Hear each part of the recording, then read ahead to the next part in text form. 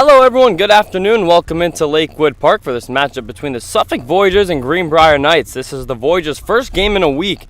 They've been more of a football schedule as of late. They've played on July 5th, July 12th, and now a week later on July 19th. And with all this time for Suffolk, it allows them to yet again throw out their newly acquired starting pitcher, Caleb Bilal. Bilal has started every game for Suffolk since being sent over from the Virginia Beach Sea Dogs. And his first two starts with the Voyagers, he's only gone a total of 4 innings combined, allowing 6 earned runs. He's allowed runs in the first inning of each start as well, so that's something that he's looking to change coming into today. And for the Knights, Andrew Ramos will start with the ball. Ramos has been brilliant in his last 2 starts, going at least 6 innings with just 2 runs scored off of him in both starts. And that speaks to the pitching depth that the Greenbrier has after allowing just 1 hit against Harborough last night through the first 8 innings with Henry Suarez starting and Kellen Davis finishing off.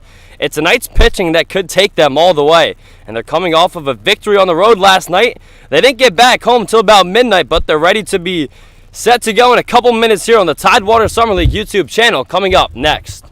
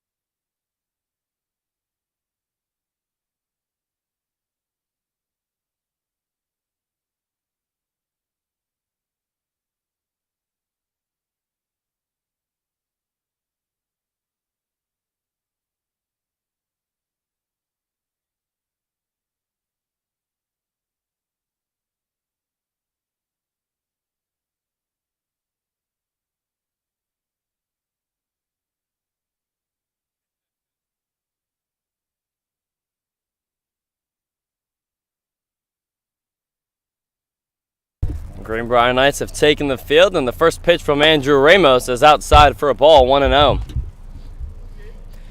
BK Wilson leading off for the Voyagers. It's his first game since the 1st of July. We know he's been with his grandfather a lot as he swings through the 1-0 offer, evens up the count at 1-1. Speaking of guys not being present, Corbin McLeod is back behind the plate catching Andrew Ramos. And Wilson hits a high pop-up over towards the left side. Over comes the left fielder, Waters. And he comes in to make the catch for the first out.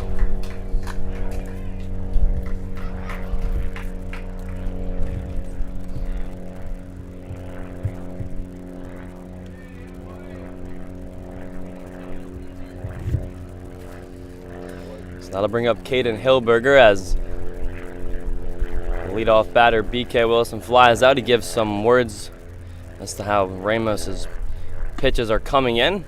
And first pitch, breaking ball is offered low, 1-0. Hilberger has been shut down for the season defensively, so he's just going to be hitting tonight. And Ramos fires in a strike, evens up the count at 1-1 strike. Hilberger's the extra hitter today in the 10-man Suffolk lineup. 1-1 to the lefty, and that one's shot foul, 1-2.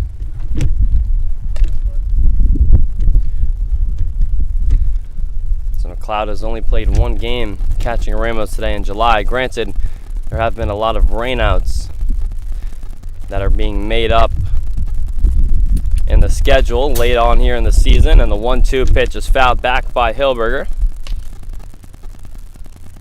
Greenbrier playing their 7th game in the month of July.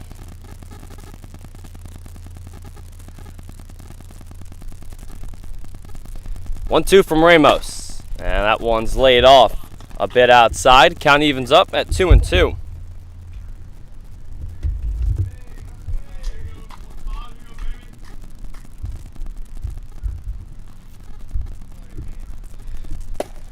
And the 2-2 is inside to Hilberger. Count evens up at 3-2. Hilberger's only struck out 5 times. He's walked 6 times this season in his 36 plate appearances. 3-2 from Ramos. And that one's nubbed over towards the left side to the third baseman, Arnold. The throw to first is in time to beat out Hilberger. A nice job there from Nick Arnold on a ball that was just nubbed over from the lefty. Arnold had to charge in on that ball. Took a weird hop on him too as it shifted towards his left side.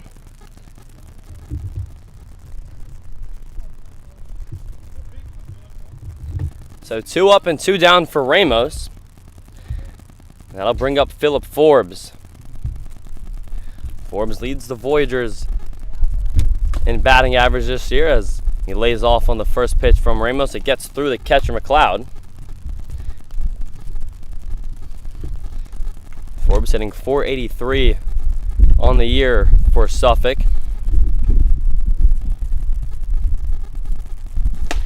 And the 1-0 pitch is inside. Count moves to 2-0. Coming to you. Forbes actually leads the PCL for all qualifying hitters. And the 2-0 pitch catches the outside corner. Good spot there from Ramos. Count is 2-1. And 2-1 pitch is swung through from Forbes, and it evens up 2 balls and 2 strikes. Showtime.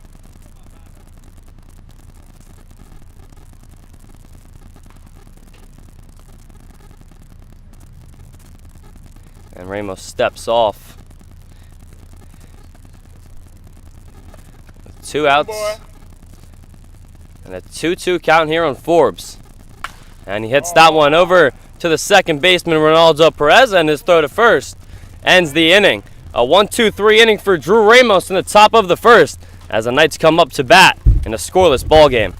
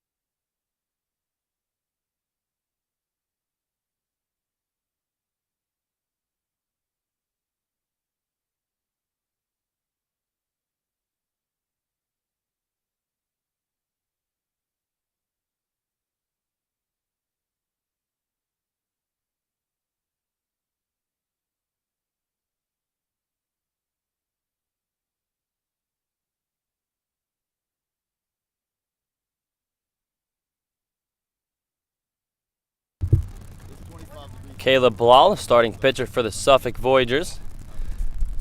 As Blake Herman steps into the box, leading off today for Greenbrier. And the first pitch that Herman sees is at the letters for a called strike, 0-1. Bilal has started in every game that he's appeared in for the Voyagers. And Herman quickly down in the count, 0-2. Bilal came over from the Virginia Beach Sea Dogs. The Voyagers needed some more starting pitching, and they've only had 3 games in the last 3 weeks. And Bilal has been the starter in all of them. Herman fouls off the 0-2 pitch, so we'll do it again.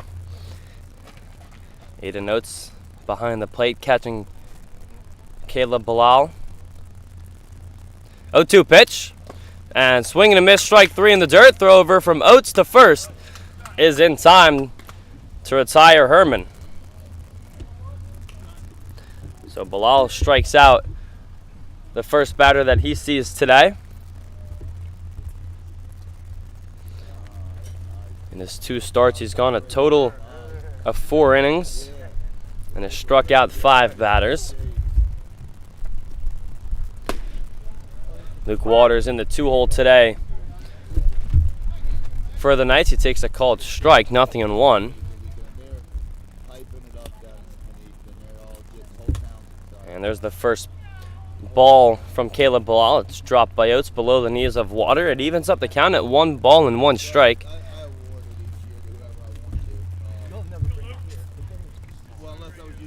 Jacob Lopez is over at first base for the Voyagers today. Benny Spady was going to start. In fact, head coach Phil Forbes had him in the starting lineup, and I had to remind him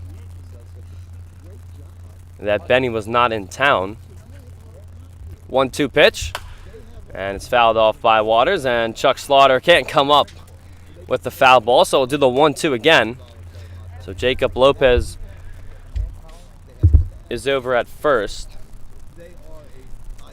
Dawson Guzik also was scratched. He said that he couldn't come a little before game time, as the 1-2 pitch is fouled off again by Waters, so we'll do it again. So that puts Alex Kowalski inserted into the starting lineup. He's over at second base. Trevor Mason, who was starting at second, moves over to short. And Trey Blow is over at third. That rounds out the defense for the Suffolk Voyagers. 1-2 from Bilal. And again, Waters fouls it off.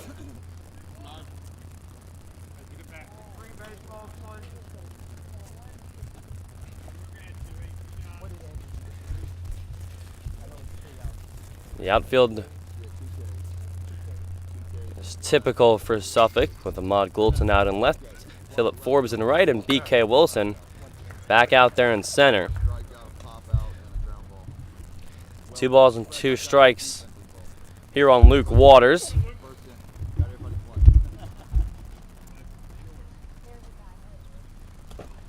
And Waters lays off that pitch, and the count runs full.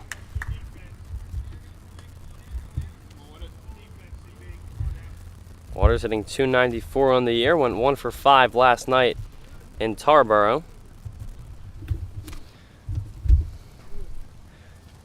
And he lays off the 3-2 pitch for ball 4, so a good AB there from Luke Waters. He's down in the count 1-2, fouled off a couple of pitches, and he draws a walk. First base runner of the afternoon for either side, and it'll bring up Warren Bailey. Bailey will be representing the Knights in the home run derby in Edenton on Friday night.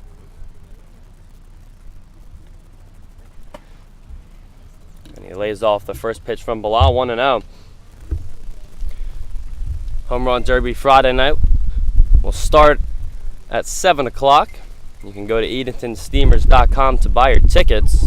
You can also call 252-482-4080. 1-0 pitch, and it's popped up by Bailey and out of play. Luke Waters was running on the pitch, but he'll jog back over to first.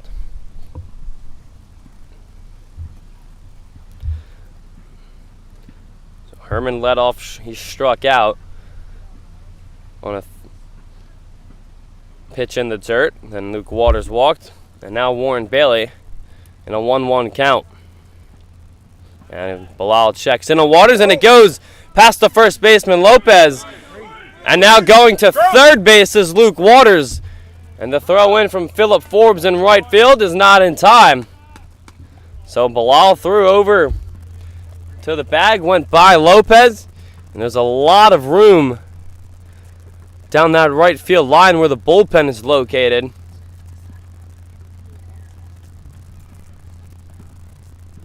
So it'll be an error on Bilal on a pickoff that allows Luke Waters to advance 2 bags. And now a runner in scoring position with 1 down for Bailey. And Bailey nubs off the 1-1 pitch.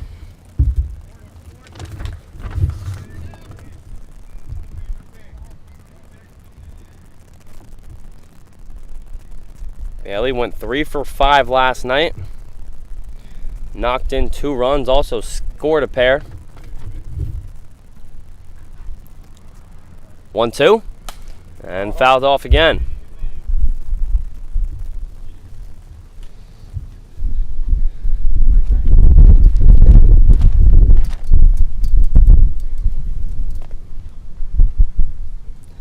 Bailey has 3 home runs on the year.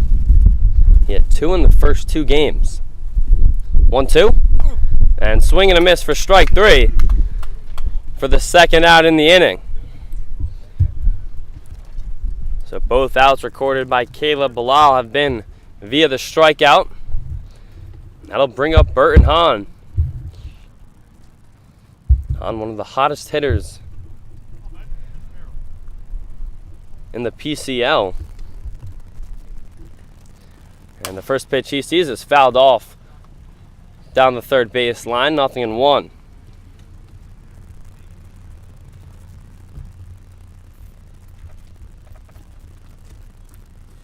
Hahn has 6 hits in his last 4 games, and that does not include the TSL PCBL All-Star game, as he takes a called strike 0-2, where Hahn also had 2 hits.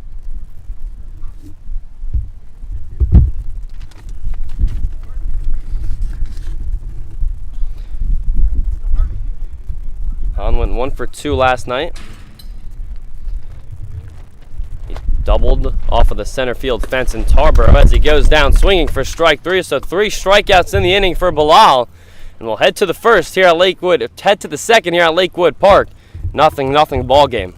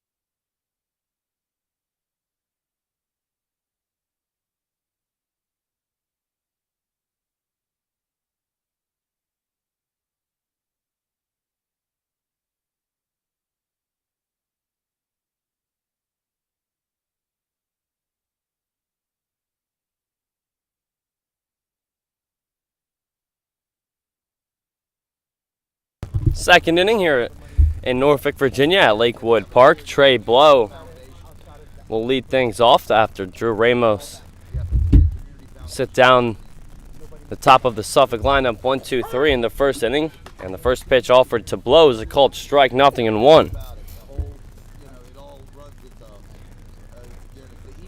Blow is second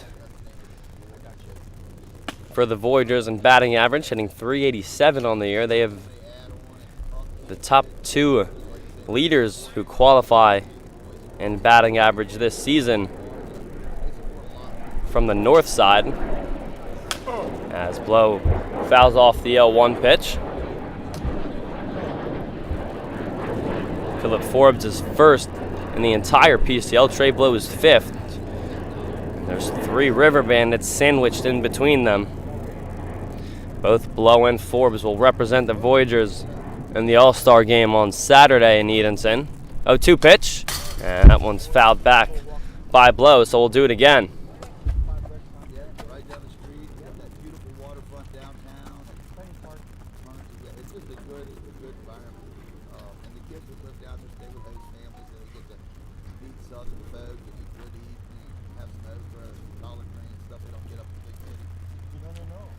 Oh, 2 to Blow, and he lays off that pitch 1-2.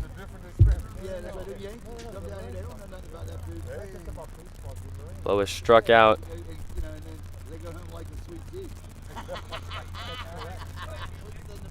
11 times this season.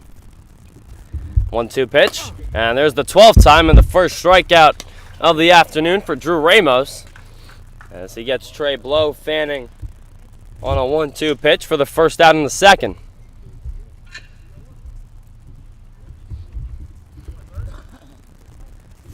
So that'll bring up Trevor Mason, hitting in the 5-hole. He'll be followed by Aiden Oates. And he fouls the first pitch straight back. 0-1, as we'll fix the camera for you.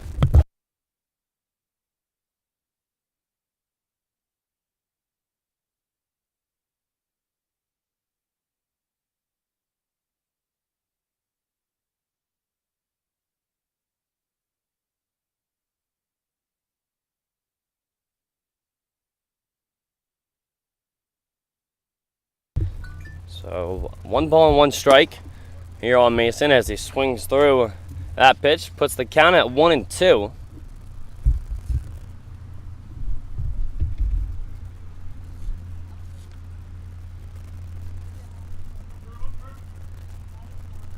And the 1-2 from Ramos is fouled back by Mason, so we'll do the 1-2 again. Ramos struck out 12 batters in his last start against the Sea Dogs back on July 12th.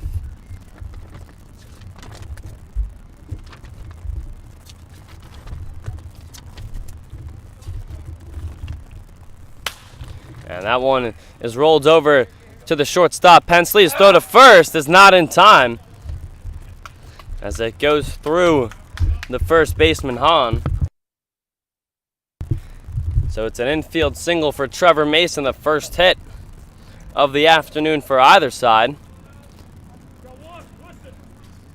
A good throw from Hensley wouldn't have even beat out Mason, who was digging to first all the way. He sniffed an infield hit. Once it was hit off of the bat,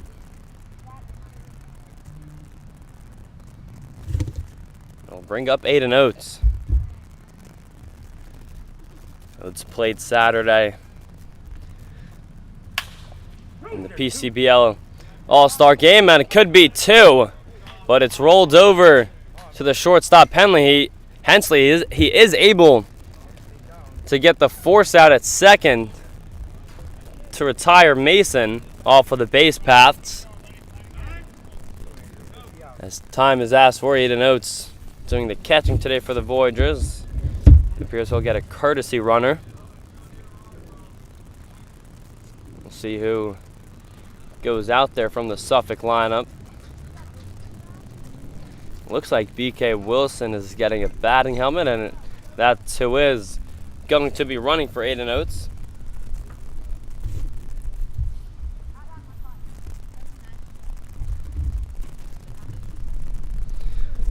So that'll bring up Ryland Brown.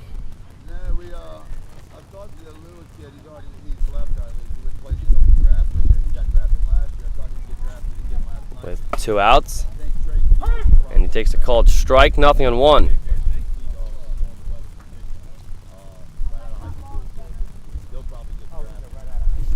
That ball hit by Oates. Could have been 2 if it weren't booted by Hensley. But fortunate enough to get the 1 out. And now Ramos quickly up in the count, 0-2.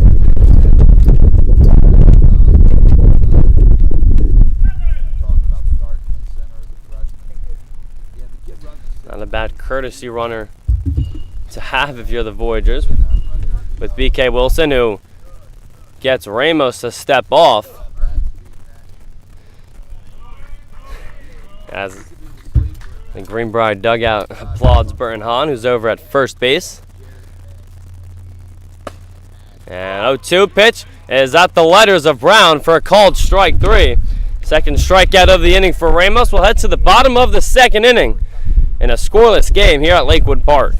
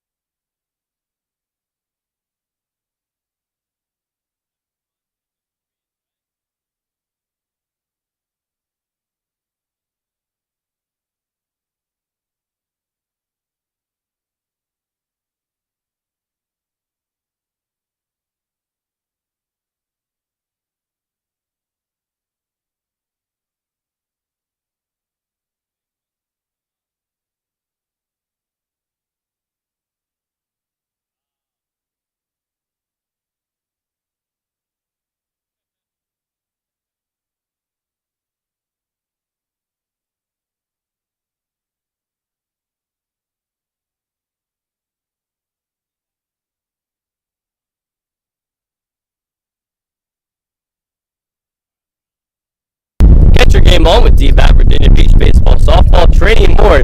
D-Bat Virginia Beach is a state-of-the-art facility with over 17,000 square feet, 13 batting cages, and professional instructors who don't just know baseball and softball, but live and breathe it. You can find them located at 5258A Fairfield Shopping Center in Virginia Beach. You can call them at 757-467-1111. You can also visit their website at dbatvirginiabeach.com. Bottom half of the second inning here. 5, 6, 7 due up in the Greenbrier lineup. And MJ Song swings at the first pitch, lines are right to the second baseman, Kowalski. And he leaps to make the catch. So a nice piece of hitting there from MJ Song.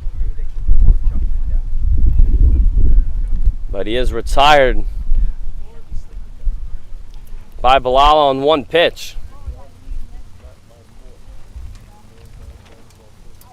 Song coming off a 3-hit game in his last game back on July 5th.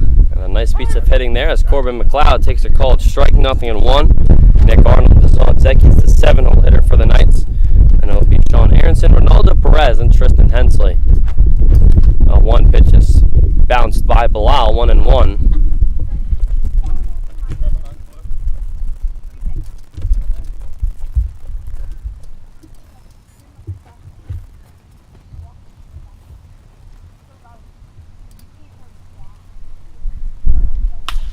And the 1-1 pitch is rolled over to Blow at third base. Deep throw from first is in time to beat the catcher McLeod for the second out.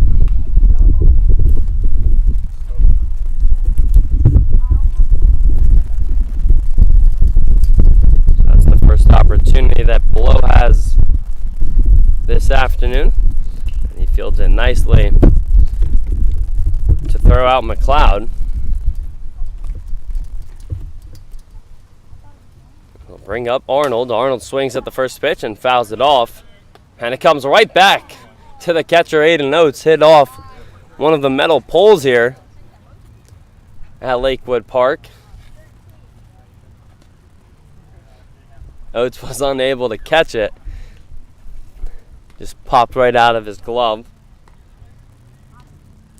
Arnold, like Song, also coming off of a 3-hit game. That was last week against the Sea Dogs, and the 0-1 pitch skips in front of home plate, 1-1.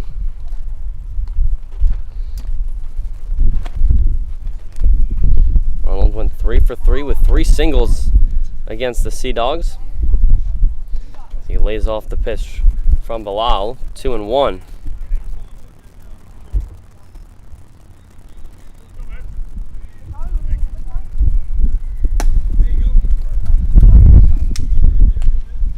Count moves to 3-1 on Arnold. He has 5 hits in his last 8 at-bats. Trying to keep that going today. And he fouls it off, and the count runs full.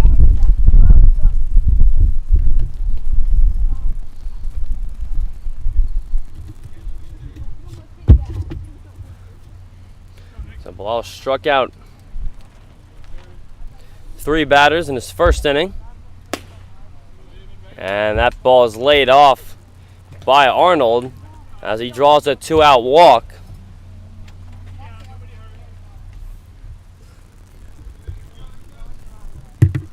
So second walk of the afternoon distributed from Bilal. He puts Arnold on first, with 2 outs. And Sean Aronson swings at the first pitch that he sees, taps it right back to Bilal, and he flips it to first base to retire the side. So we'll head to the 3rd inning here at Lakewood Park. We're still scoreless.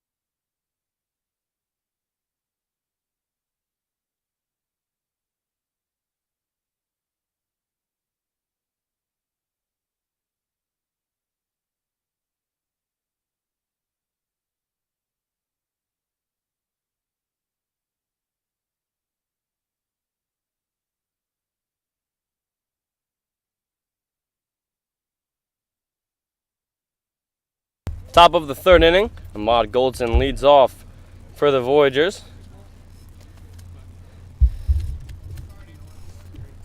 Steps into the box. The first pitch to the left-handed batter is below the knees, 1-0.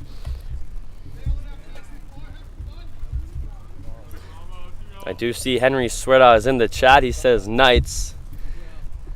Henry started last night for Greenbrier, as the count runs to 2-0 on Goldson. Henry went 6 innings last night, allowed just 1 hit. That was on the first pitch that he threw. Other than that, he shut down that Tarboro lineup. As Goldson swings through the 2-0 pitch. I was talking to Henry before the game yesterday. He's really got a fascinating story as to how he's come to the States. He's from Panama. As Goldson swings through the pitch, it evens up the count at 2-2 strikes. Came to the States last year in Miami. Tried to go to a high school, didn't end up working out. But now he's playing college ball as Goldson goes down swinging. Third strikeout of the day for Ramos. And it's the first out here in the third. It'll bring up Alex Kowalski.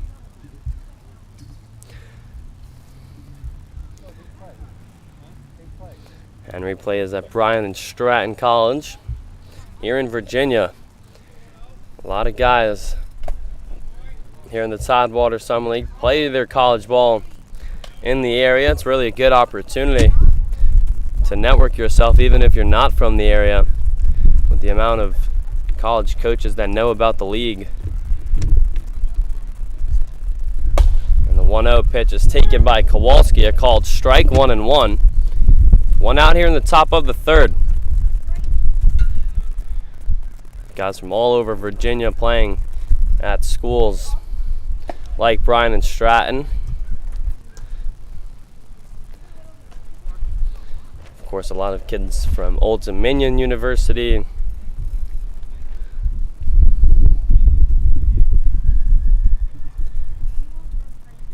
Trying to work on their game down here this summer. 2-1 pitch. And that one shot over the first baseman, Hahn, and down the right field line. Kowalski is rounding first, and he'll pull into second base with a 1-out double.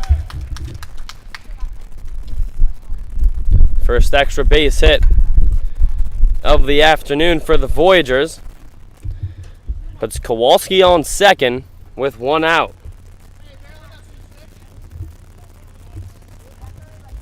So Kowalski, who originally wasn't supposed to be starting today, gets his second hit of the season, second double, his first one since opening day. I'll bring up another guy who wasn't supposed to start today.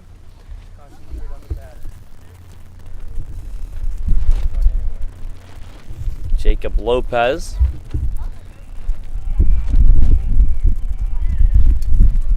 And the lefty lays off the first pitch below the knees from Ramos, 1-out.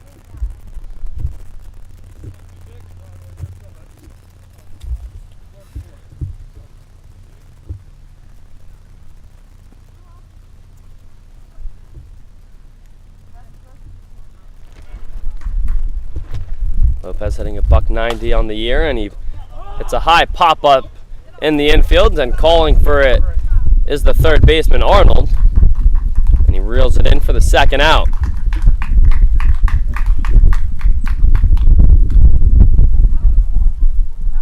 So back to the top of the Suffolk lineup,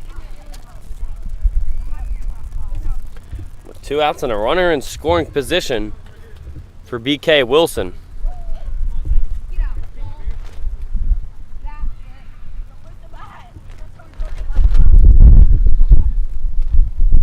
Wilson was retired in his first at-bat on a fly ball to the left coming into the afternoon. Wilson, as he fouls off the pitch from Ramos, 0-1. Coming into the day, he has an on-base percentage of .462.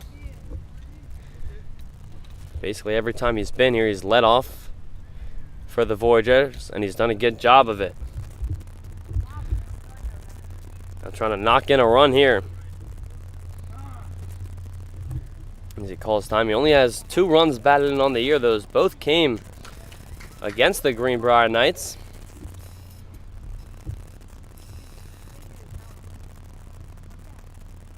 Back on June 11th. A 1 pitch. And a called strike. Back pick from McLeod at second. Close play. But diving back into second is Kowalski. And the count's now 0-2. Boy, McLeod fired that thing. Didn't even move. Keep Kowalski's head straight. 0-2 pitch is popped up in foul ground. That'll head out of play.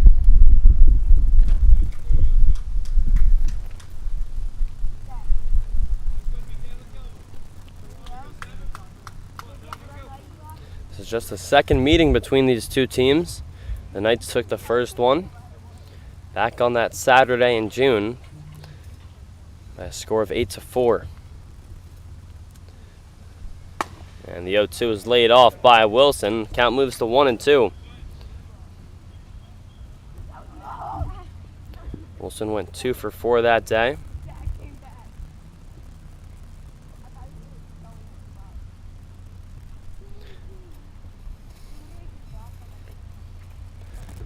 One ball and 2 strikes. Here's the pitch from Ramos, and it's flied out into left. Overcomes Waters, and it'll land foul. So Wilson has the timing down on Ramos. He's fouled off a couple pitches here in the at-bat. Now looking for a base knock to put the Voyagers up.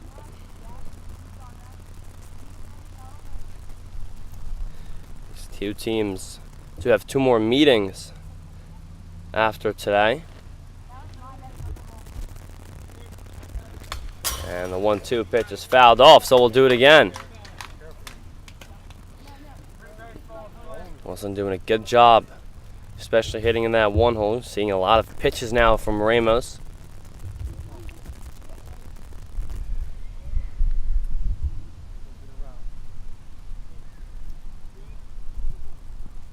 Here's the 8th pitch of the at-bat, and it's spiked in front of the plate. Good work back there from McLeod. It evens up the count at 2-2.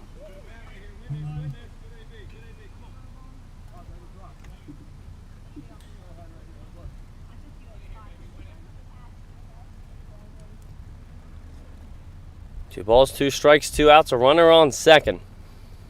Pitch from Ramos, and it's slapped over towards the left side. The third baseman, Arnold, charging, and the throw is not in time. It's an infield single for B.K. Wilson. And now he runs over to second. There was no one covering. So heads up play there from B.K. Wilson. He has an infield single. Now he asks for time to go hand over his equipment.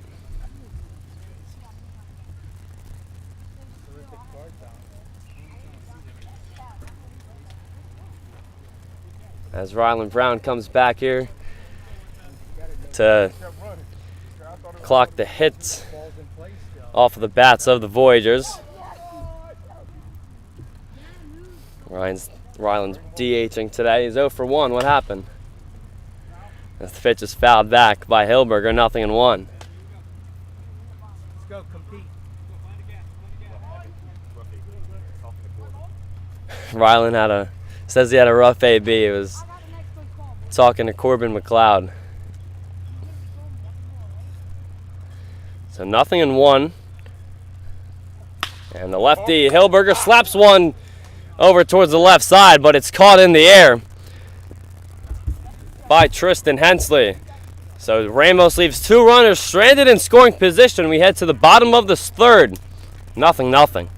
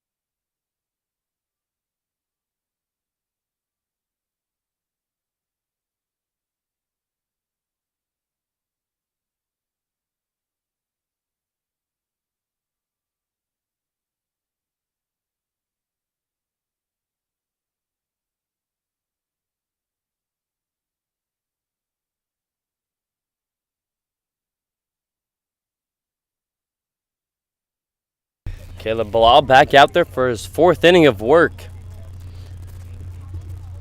Facing Ronaldo Perez for the first time today, and the pitch is inside, 1-0. So after Bilal, his first 2 starts as a Voyager, won a total of 4 innings, allowing 6 runs. He's held the Knights to 3 scoreless innings thus far today. Count moves to 2-0. The ball gets by Oates. On deck hitter Tristan Hensley goes back to retrieve the ball. This is a Knights lineup as the 2-0 offer is swung and missed by Perez. 2-1. Have scored 18 runs and 19 runs in their last 2 games here at Lakewood Park. And the 2-1 pitch, again, swing and a miss for strike 2.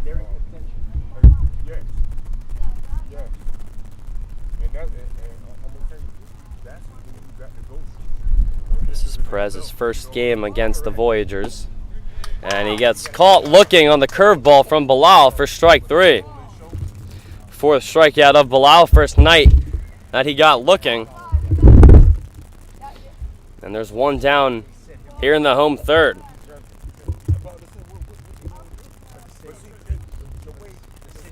I'll bring up Tristan Hensley in the 10 hole, the starting shortstop for Chuck Slaughter's Knights, and he takes first pitch breaking ball for a called strike.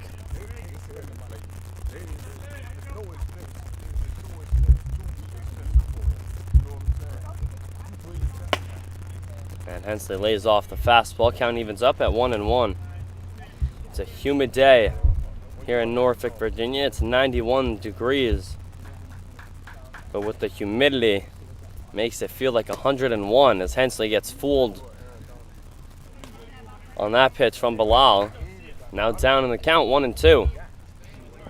Chuck Slaughter is standing in the shade down the third baseline to get out of the sun. 1-2 pitch. Swing and a miss for strike 3. Second straight strikeout from Bilal. And there are 2 down. That'll bring up Blake Herman. Herman also struck out in his first at-bat.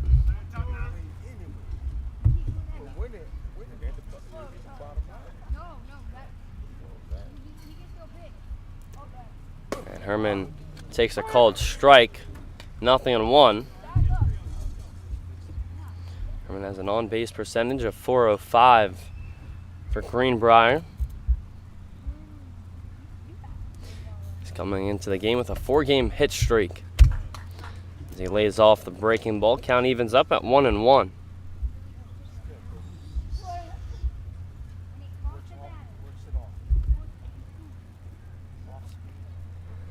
And he lays off the fastball outside, 2-1.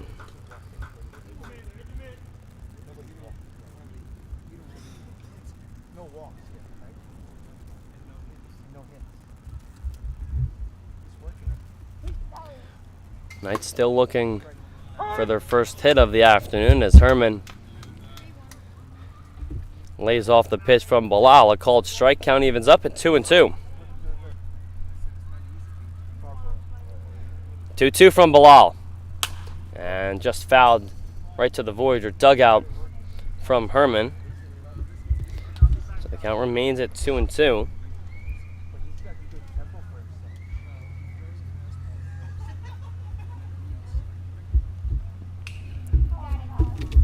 Here's the payoff pitch from Bilal. And we'll do it again. Herman, just like B.K. Wilson did in his second at-bat, making the starting pitcher work, fouling off a couple of pitches.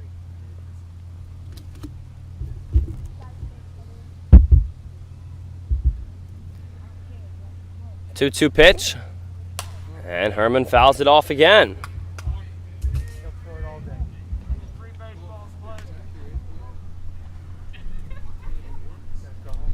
So 3 consecutive pitches fouled off by Herman.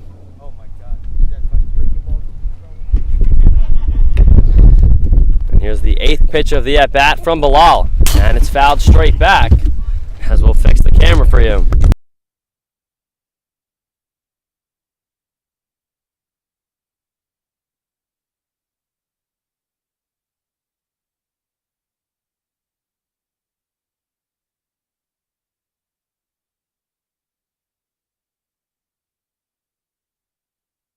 Ninth pitch of the at-bat on its way from Bilal.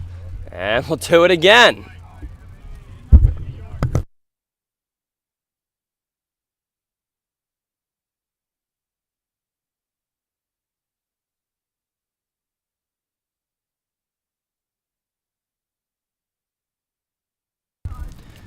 Here's the 10th pitch of the at-bat, and Herman shoots it to left. Back goes Goldson to the warning track, and it's over his head. And it'll hop over the left field fence for a ground rule double. What an at-bat from the leadoff hitter, Blake Herman. On 10 pitches, he hits a ground rule double with 2 outs. That's the first hit of the night for Greenbrier.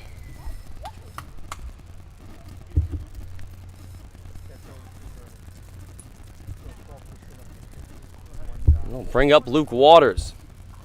Waters drew a walk in his first plate appearance against Bilal.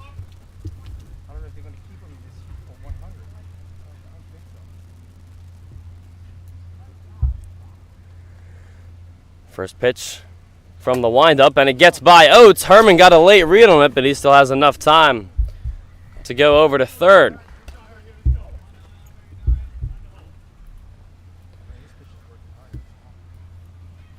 Waters trying to knock in the first run of the afternoon. Up in the count 1-0.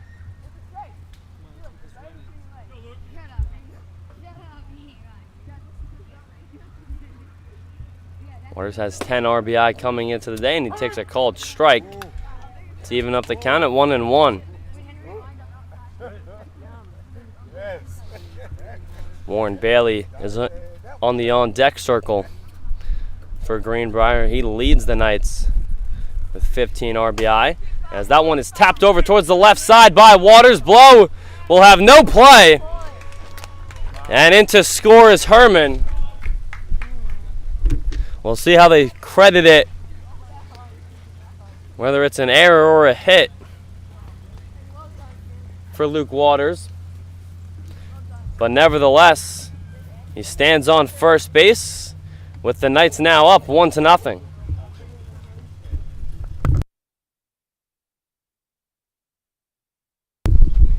So it'll be an error charge from the third baseman, Blow, that allows Herman to score. So it's an unearned run credited to Bilal's account. Warren Bailey knocked in what would eventually be the game-winning hit. A 2 RBI single in the 7th inning last night in Tarboro as he pops the pitch up out of play, 1-1.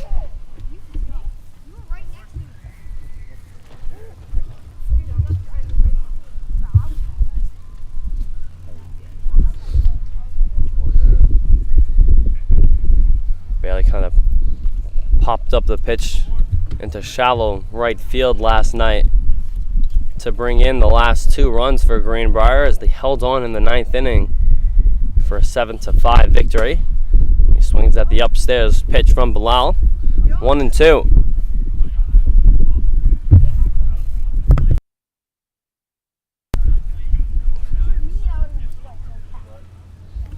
None of the Tarboro defenders were able to come up with it. You didn't hear anyone talking, at least from where I was sitting last night,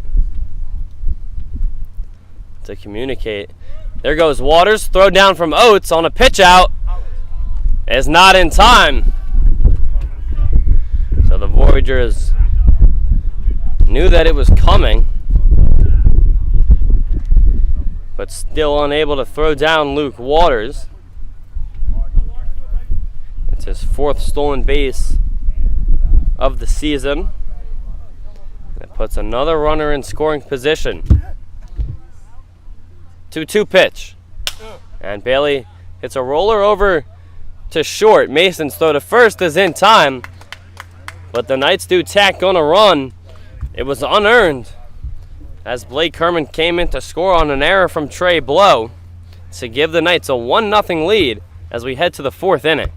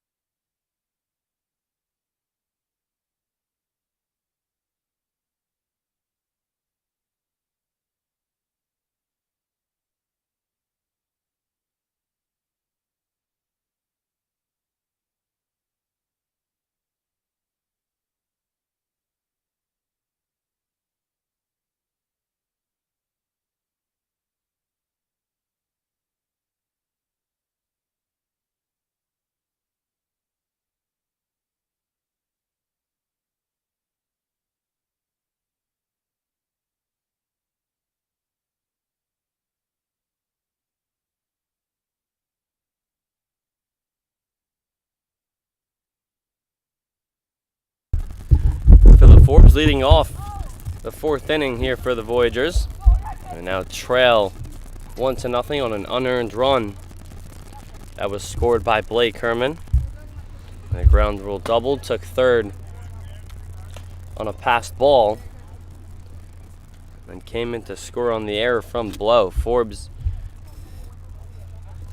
is 2 for 3 coming into the day against Greenbrier in their one game. He had 2 singles as he takes a called strike there in their only matchup.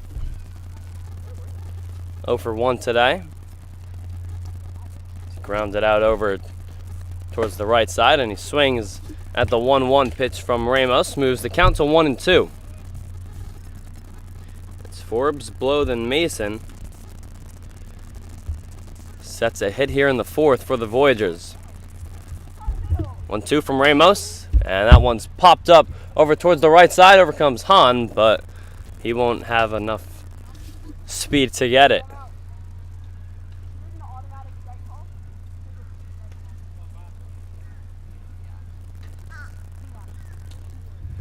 Hahn over at first base. MJ Sung is in right field. Blake Herman's out in center, and of course Luke Waters out in left. 1 ball, 2 strikes here on Forbes. Pitch from Ramos, and it's chopped over to third. Going to be a tough play for Arnold, who tried to go with the bare hand, and he can't come up with it. So that'll be an infield single for Philip Forbes.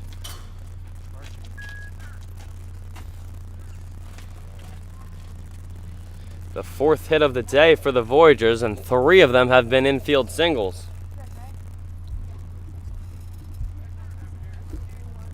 Just hitting lightly tapped ground balls to give themselves base runners. Now trying to bring them in. First time that the leadoff man has reached base for the Voyagers. And Trey Blow just able to lay off that pitch from Ramos, 1-0. Voyagers like to play a lot of small ball. As Trey Blow gets the signs over from his head coach, coaching third base.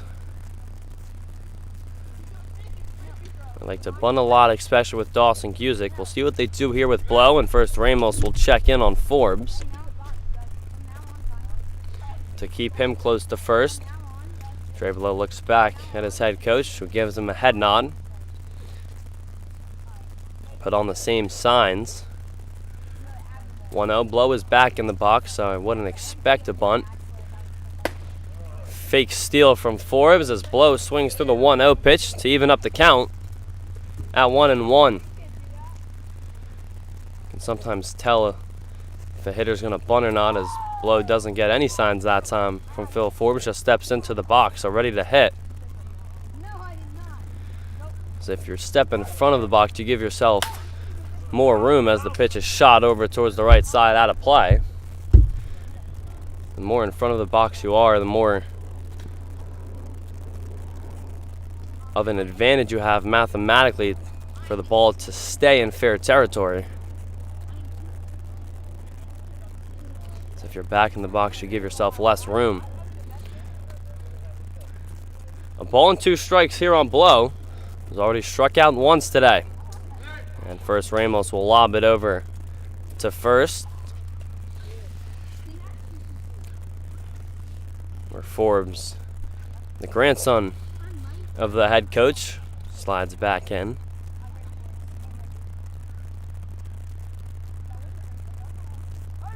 One, 2 from Ramos. Got him looking, strike 3. 4th strikeout of the afternoon for Ramos. It's the 2nd time that he's gotten Blow for the first out here in the 4th.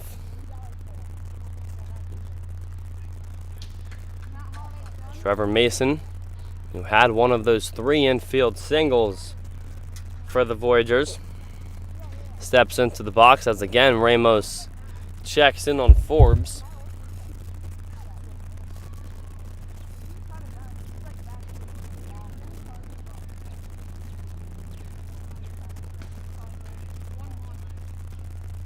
And there goes Forbes. It's bunted and missed by Mason. The throw down to second is out.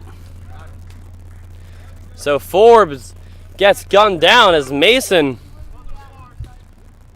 who was asked to bunt, ended up missing the pitch, and Forbes, who was running on the delivery from Ramos, is thrown out. It's the first time that Forbes has been caught stealing. That was his 4th attempt that he's tried. Corbin McLeod, who just continues to impress behind the dish defensively, and guns down yet another runner.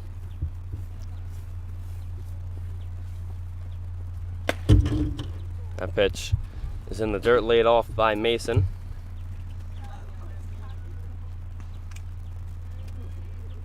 And the Voyagers eliminate their leadoff base runner, Philip Forbes.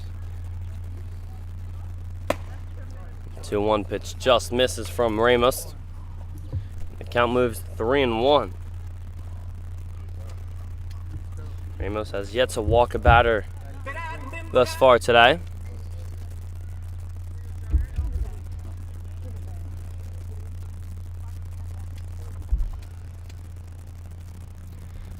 Now down 3-1. And the pitch is fouled off towards the opposite side by Mason, and the count is now full.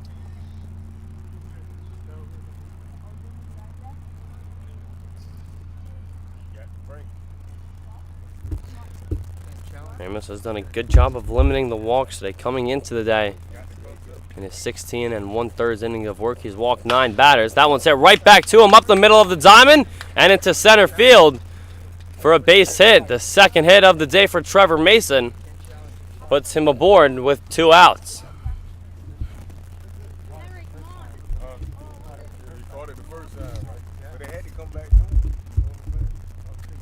That ball went right through the wickets of Ramos and into center field. Brings up the catcher, Aiden Oates. Oates is 0 for 1 today. Grounded into a fielder's choice as he lays off the first pitch just below the knee. Is 1-0.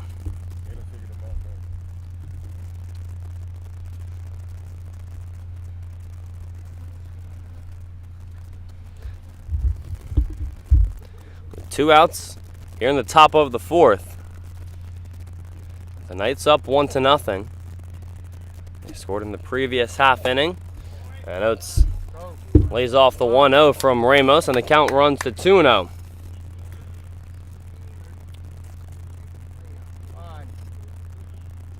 On the zone.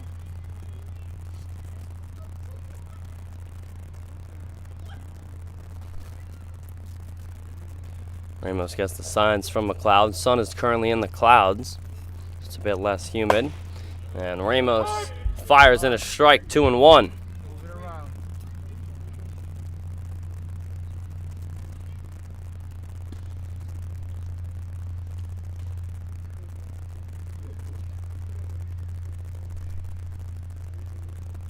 Two-one pitch, and it's fouled back by Oates, 2-2.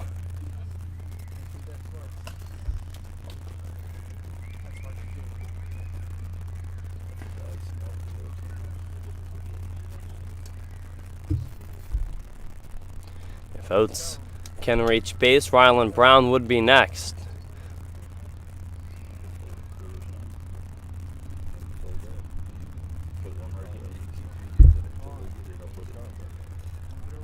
There's the 2-2 on its way from Ramos. And a called strike 3 on a pitch right down the middle. So Ramos has his second strikeout in the inning, the 5th of the afternoon, as he has continued to keep Suffolk scoreless as we head to the bottom of the 4th.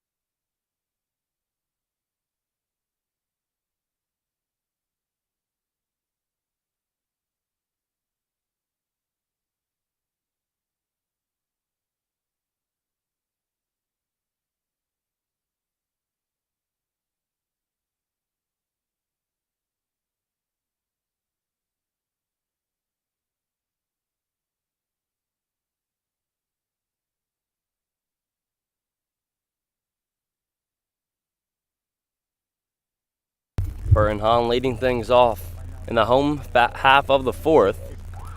For the Knights, it'll be Hahn, Sung, and McLeod.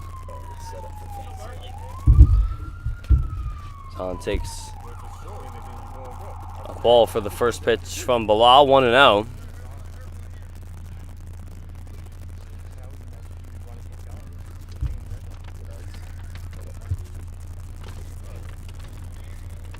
It's under your feet. Hahn struck out in his first at-bat. That's what he did last night in Tarboro and ended up having 3 quality at-bats. A sac fly, double off the center field wall, and then he got hit by a pitch. Looking for similar results here today. 2-0 pitch, and it's chopped. Foul down the third base side.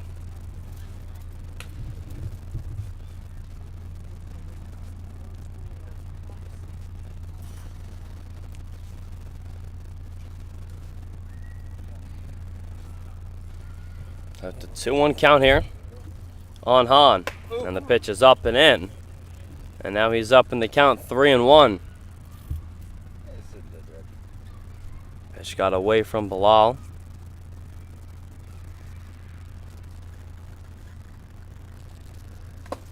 And there's a walk drawn by Hahn, so he'll reach base to lead things off in the bottom of the 4th. Yeah, he's So that's the first leadoff base runner that the Knights have had. Just like the Voyagers, it comes in the 4th inning.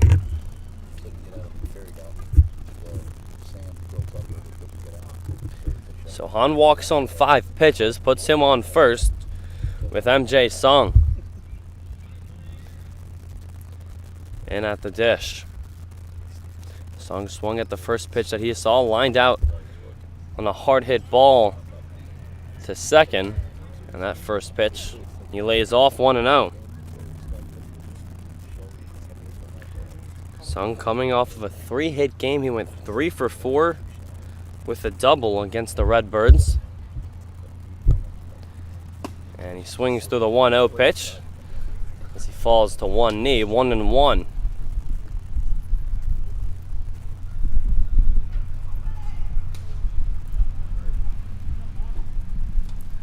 With Hanover on first, this is a run total that the Knights have not been accustomed to seeing lately at Lakewood Park. As Sung takes a called strike, 1-2.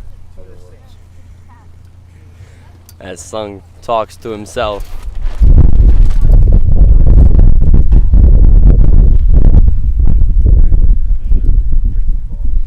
Scored double digits in every game here at Lakewood Park this month.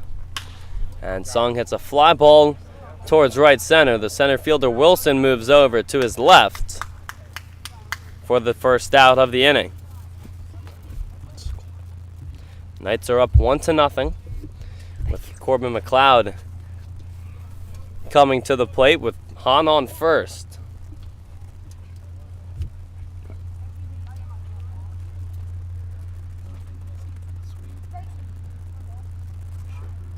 Tyler Gorbett is warming up in the Voyagers bullpen.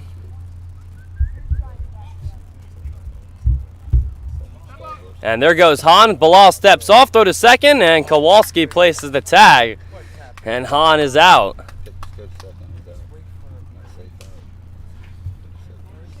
So just like in the top half of the inning, the Voyagers got their leadoff man on. And with one out, he was thrown out, trying to advance to second. Two different situations, of course. Trevor Mason tried to bunt, and Forbes was running on the pitch. Mason missed the bunt, and Forbes was out. And this time, Han just went early, and Bilal stepped off.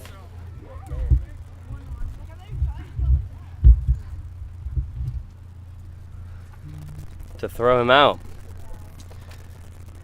2-0 to McLeod, and he lays it off, and the count's now 3-0 as he asks his assistant coach Jamison Griffin if he has the green light.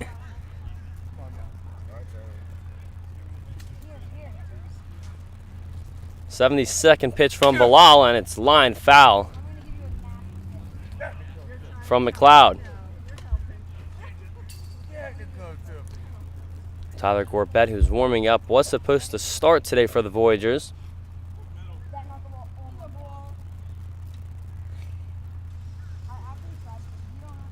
As the 3-1 pitch is shot out into center.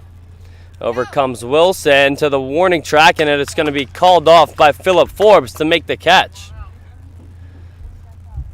So Bilal faces the minimum of 3 batters in the 4th, with the Knights still up 1-0.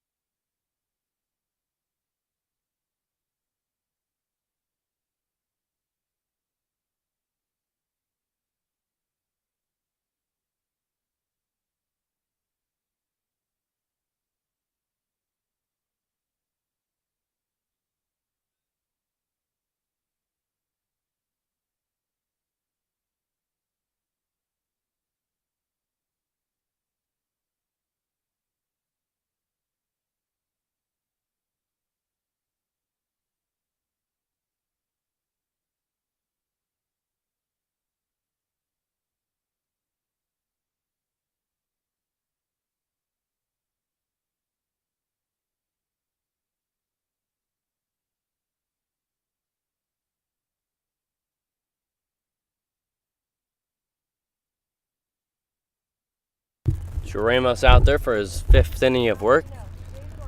This game has turned into a pitcher's duel. Just 1 run scored that was unearned in favor of the Knights. Ramos had 70 pitches, and the 71st pitch is swung through on a breaking ball by Ryland Brown. 0-1. Brown got called out on strikes in his first at-bat. He said the reason for that was because he was too busy talking to Corbin McLeod behind the plate, and now he's quickly down in the count, nothing at 2. He's still talking to Corbin.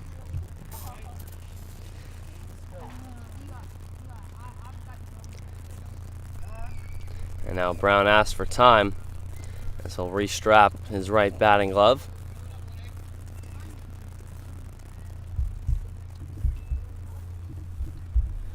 Brown is second on the team in home runs with 2. And again, he's caught looking for strike 3. And Ryland is still talking with Corbin McLeod and gives him a pat on his left leg.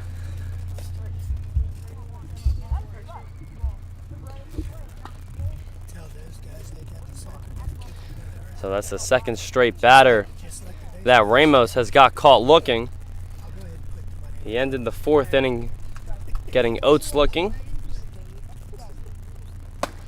And now Ahmad Goldson takes the first pitch below the knees from Ramos, 1-0. Top of the 5th inning here at Lakewood Park. Ramos has 6 strikeouts through his 4-1 innings of work as Goldson swings to the 1-0 pitch, 1-1. Wait forward. Coming to you.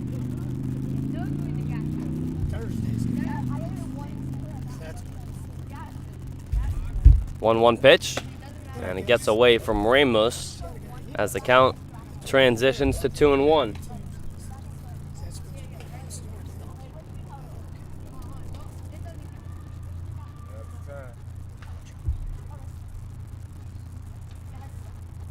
Two one count here on the left-handed Goldson.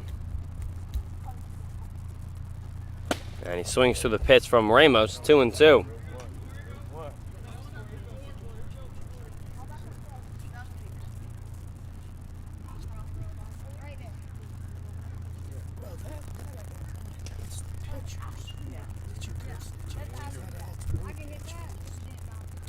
Ramos nods his head after he gets the signs from McLeod. 2-2 pitch, and it's outside, and the count's now full. Ramos has a smile on his face. So he gets a confirmation on the count from the home plate umpire. It is full. Ramos gets the signs again, and he's ready. 3-2 pitch, swing and miss, strike 3. 3rd straight strikeout from Ramos as McLeod throws it into left field as he was trying to throw it around the horn.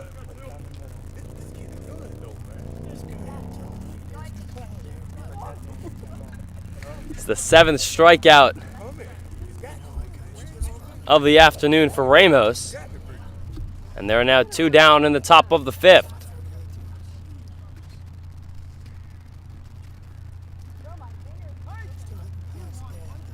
Alex Kowalski swings at the first pitch from Ramos, 0-1.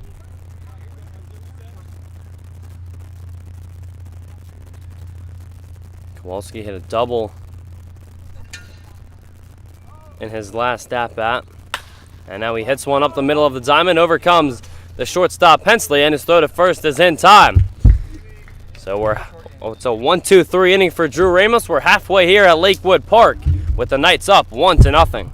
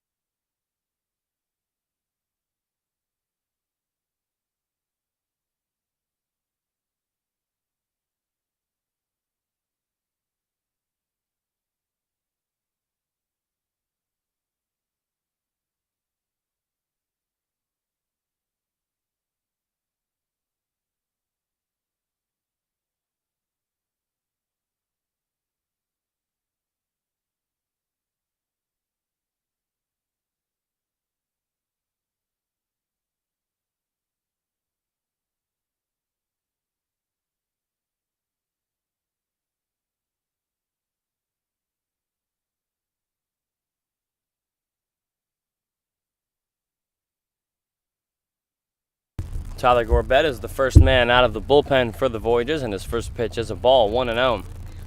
So Caleb Bilal goes 4 innings, throws 73 pitches, struck out as Arnold hits a fly ball over towards the right side. Lopez comes over for a look, but it's out of his reach. 1-1 is the count. Bilal struck out 5 batters.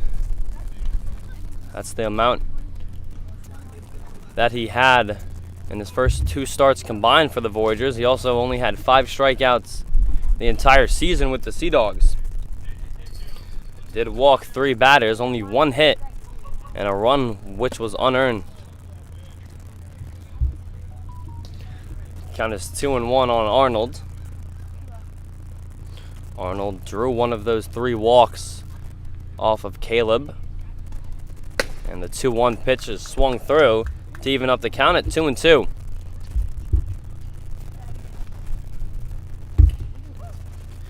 Tyler Gorbett making his 3rd appearance out of the bullpen for the Voyagers as the pitch is fouled off by Arnold. So we'll do the 2-2 again.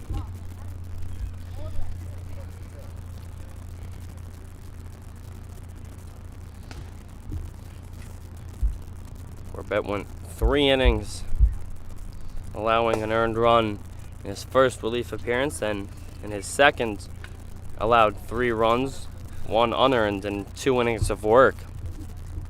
So he's been able to go at least 2 innings in each appearance as the pitch is fouled off by Arnold. The count is currently full.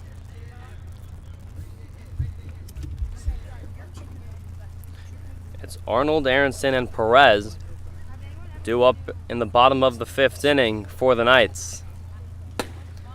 And a called strike 3 to get Arnold looking. He was headed over towards first base as he tells the home plate umpire that he was having himself a good at-bat. So after Bilal strikes out 5 batters in 4 innings of work, Gorbett retires Arnold on his first batter. Now Sean Aronson, first pitch swinging, hits a roller over towards the second baseman Kowalski. His throw over to first is in time for the 2nd out.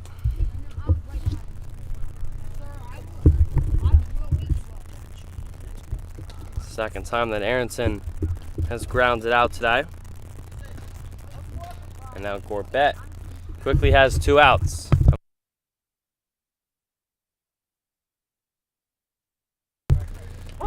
First pitch breaking ball to Ronaldo Perez is a called strike, 0-1.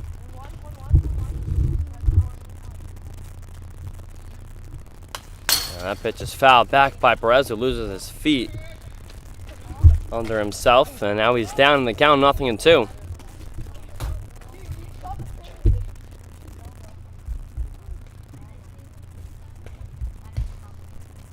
Oh, 2 from Gorbett, and it's upstairs, and the count moves to 1-2.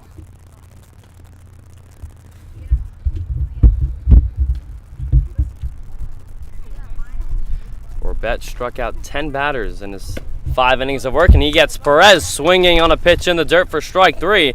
Second strikeout of the inning for Gorbett as he sends the Knights down 1-2-3 in the 5th. We'll head to the 6th inning here at Lakewood Park. Greenbrier still up 1-0.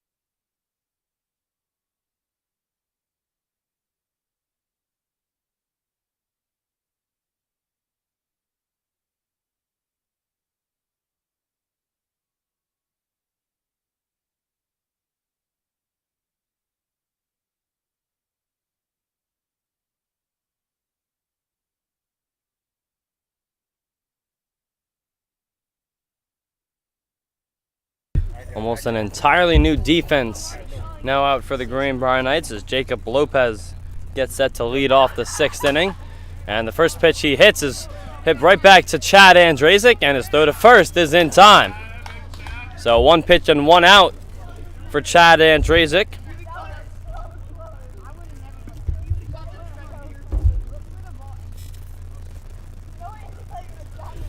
Drew Ramos went 5 innings, struck out 6 batters, didn't walk anyone, so he was in control of his command. Did allow 4 hits, 3 of them were infield singles. On the 5 hits, there's a called strike on the top of the order, Brian Wilson. Wilson had one of those 3 infield hits off of Ramos. He's 1 for 2. The defense for the Knights, as Andrazik lost his footing there. As the pitch goes by the catcher, Sean Aronson is now behind the plate. Aronson making his debut behind the dish for the Knights. He did come into the game last night to pinch hit in spot of Tristan Hensley, who was DHing. And 0 for 1 he struck out, never came into the game defensively. As Wilson pops a pitch straight up and foul ground for Aronson, who makes the catch. So 2 up and 2 down for Andrazik. Much easier flowing thus far than his only other appearance out of the bullpen. His only other game as a Knight, he went 2 innings and left 6 base runners stranded as the Knights dugout is cheering on MJ Sung for absolutely no reason. That pitch is rolled towards the second baseman. Hahn, his throw to first is in time! Sean Hahn, a web gem play out in second base. And it's a 1-2-3 inning for Chad Andrazik. We head to the bottom of the 6th here at Lakewood Park with the Knights up 1-0.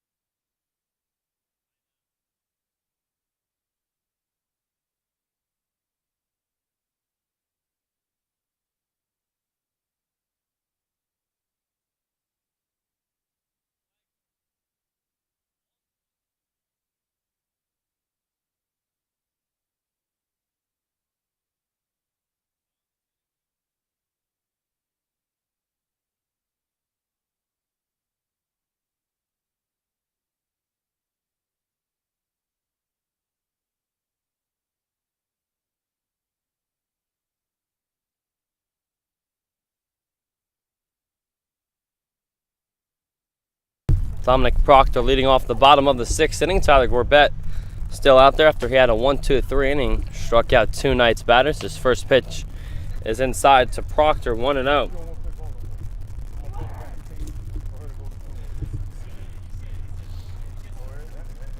Scorekeeper here as the pitch is popped up in the infield, waiting for it to come down, is Trey Blow, and he makes the catch. So 4 up and 4 down for Gorbett. That'll bring up Quincy Scipio.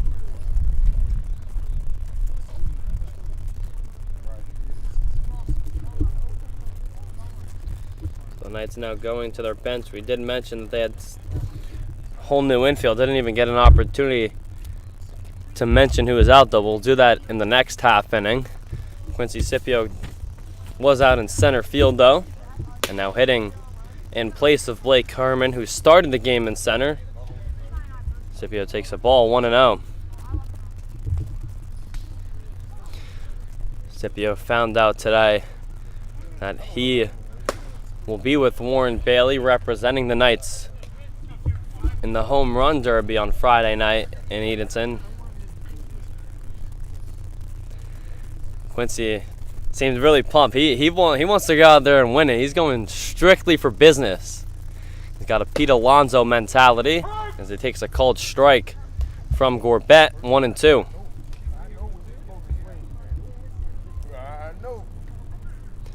Quincy has one home run on the year for Greenbrier, and he takes the 1-2 pitch as it sails upstairs from Gorbett. Count evens up at 2-2.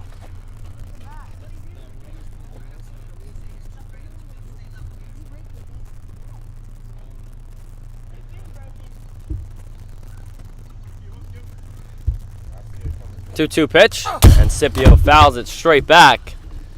As we'll fix that camera for you.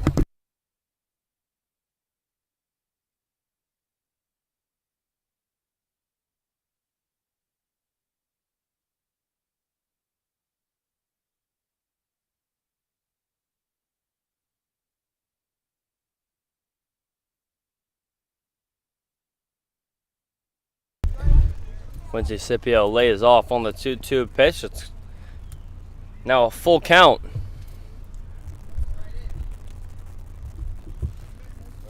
For the number 1 hitter. And he lays it off inside for ball 4. The first base runner for the Knights against Tyler Gorbett comes on a full count walk drawn by Quincy Scipio.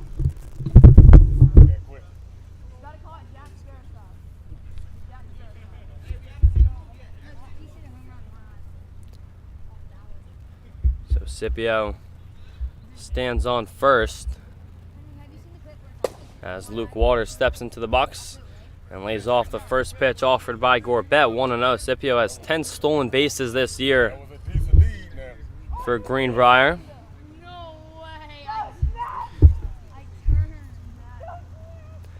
Still have not seen a move from Gorbett, but he's running, and there's no throw down from Oates. He couldn't quite get that ball out of his glove. The count is now even on Waters, but a runner now in scoring position with only one out and a 1-1 count. 1 ball, 1 strike, 1 out, 1 on. Here's the pitch, and first Gorbett will step off.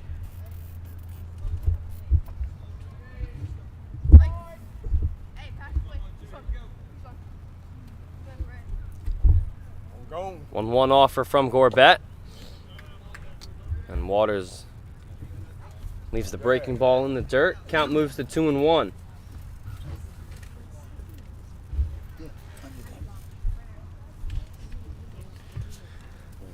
Waters is 0 for 1 tonight. And he hits a foul ball right towards Jamison Griffin, who makes the play. Jamison Griffin, the assistant coach of the Greenbrier Knights. As Chuck Slaughter now says that Jamison Griffin is 30 years older than him. That's why he didn't have the one earlier. 2-2 pitch. And it's fouled off by Waters, so we'll do it again. Waters reached on an error. That drove in Blake Herman, who has scored the only run of the afternoon. He's also walked. Waters trying to knock in another run with Scipio on second and 1 down.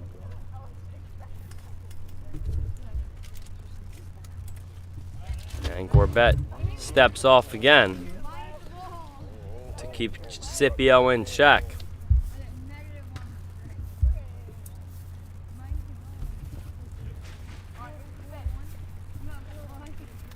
And Waters just able to hold back his swing, and the count is now full for the second consecutive batter. So Scipio drew a walk on 3-2. He stands on second base after he stole a bag. And now here's the 3-2 to Waters. He hits it out to deep center field. Back goes Wilson to the warning track, out near the wall, and he leaps to make the catch. Tagging and going to third base is Scipio, so it'll go down in the books as a sacrifice fly to Waters, who just missed getting all of that baseball.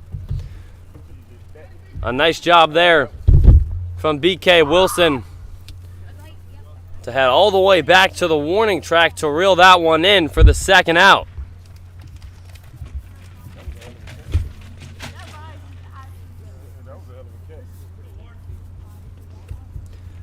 Not sure if that pitch would have gone out, but now Bailey sends that one in. You can forget about it. Warren Bailey sends one over the center field fence. It's his team-leading 4th home run of the season, and he's getting ready for Friday night in Edenton. He puts the Knights up 3-0 here in the 6th.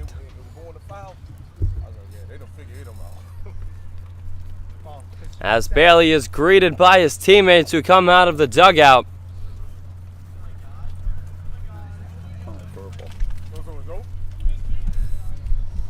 First pitch curveball, and Bailey was sitting on it. There you go. There you go. Can we get a 3-piece? And Dylan Bowen came into the game in the last half inning defensively, takes a called strike, 0-1.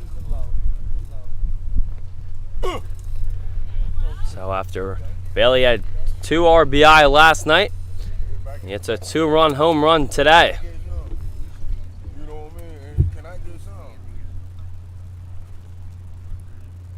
Bowen now down in the count 0-2 and he lays it off. Come on down,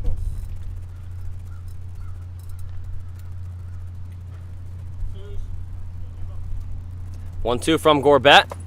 And breaking ball bounced in front of home plate, evens up the count at 2-2.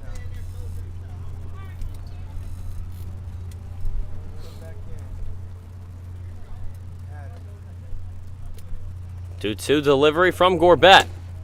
And a called strike 3. Bowen knew it immediately, but not before a 2-run home run off of the bat of Warren Bailey to put the Knights in front 3-0 here at Lakewood Park. We'll head to the 7th inning.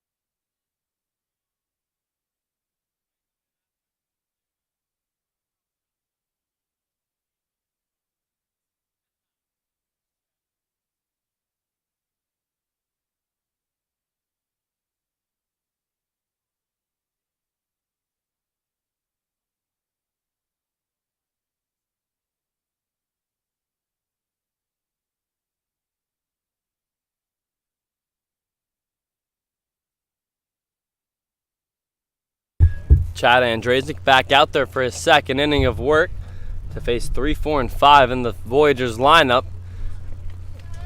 Andrazik just threw 5 pitches in his first inning, and the first pitch that he throws here in the 7th is a called strike, 0-1. He didn't give me any time to tell you who was out there defensively as the Knights made changes as Forbes swings through the 0-1 pitch. So Dylan Bowen is over at first.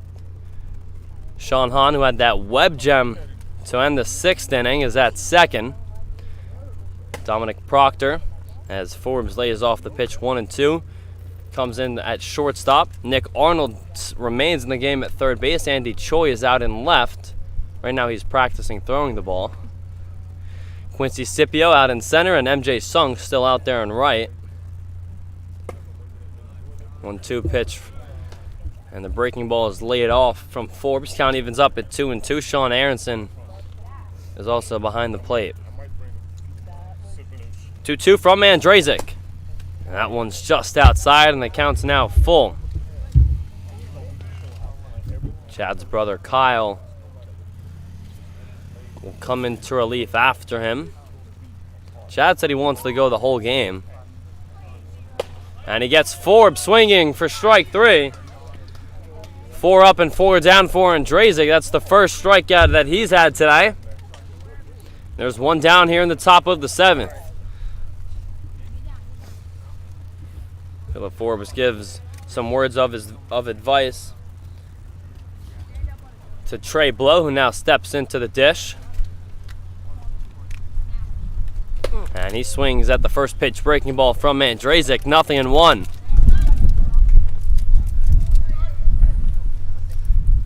Chad does have his chain on out there. In his last start, that was kind of a story because it was flailing all over the place, and now he's up in the count on Blow, 0-2.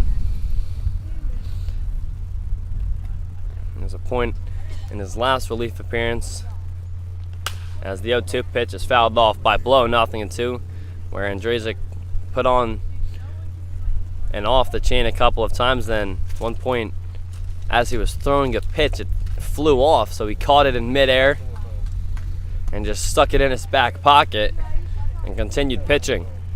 0-2 pitch. Struck him out. Second consecutive strikeout for Andrzejczyk. And there are now 2 down in the 7th.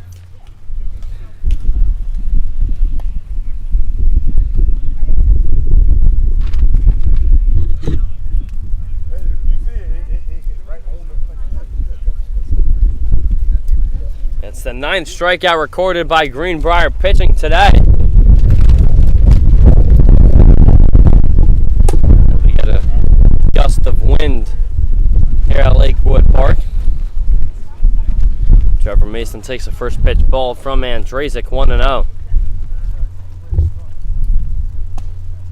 1-0 offer, and that one's outside to Mason. Mason's 2 for 2 today. An infield single. 2-0 pitch, and it's fouled right off of one of the metal poles here. Almost hit the batter. As the count goes to 2-1.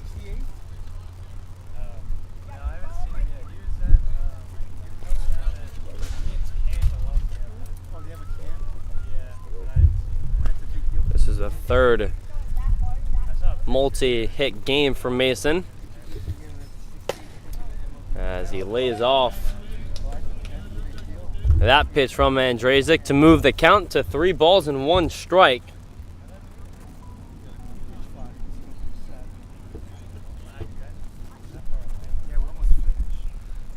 Here's the 3-1, and the curveball is outside for ball 4. And Mason is aboard. It's the first batter to reach base for the Voyagers from Andrzejczyk with 2 outs here in the 7th. After Andrzejczyk struck out the first 2 batters of the inning, he walks Mason on 5 pitches. And it'll bring up Aiden Oates. Oates is 0 for 2 today. He was one of the strikeout victims of Drew Ramos, and he lays off the first pitch from Andrzejczyk, 1-0.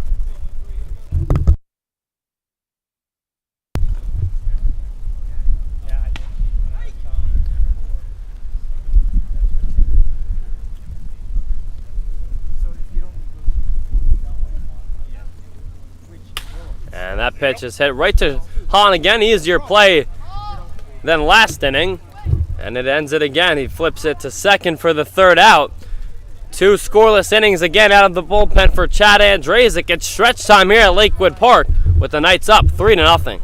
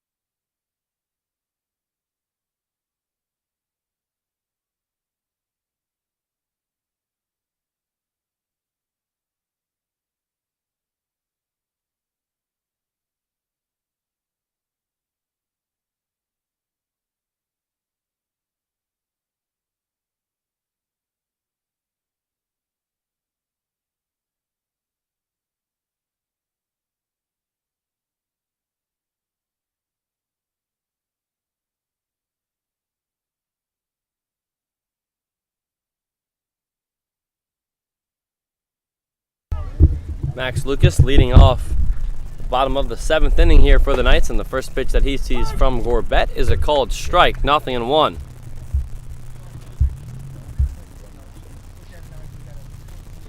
And Lucas hitting in the 5 hole in place of MJ Sung, who went 0 for 2 today.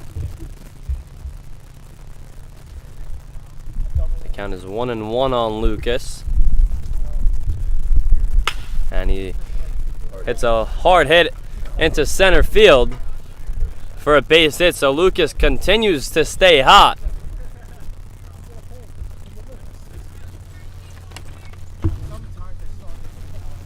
After a 3-hit night last night in Tarboro, he starts the 7th inning with a single.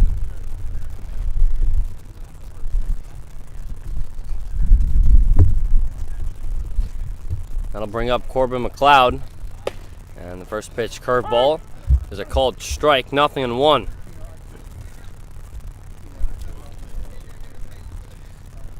It's only the 2nd time today that the Knights have gotten the leadoff man on in an inning.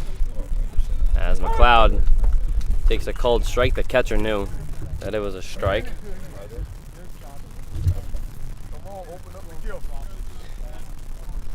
Burton Hahn led off the 4th inning with a walk. He ended up getting thrown out trying to steal a bag early. And now Lucas trying to steal a bag early, and he's caught in a rundown. Gorbett throws it to the second baseman, Kowalski, who runs Lucas back to first. And Lopez missed the tag on Lucas, and he's back into first base safely.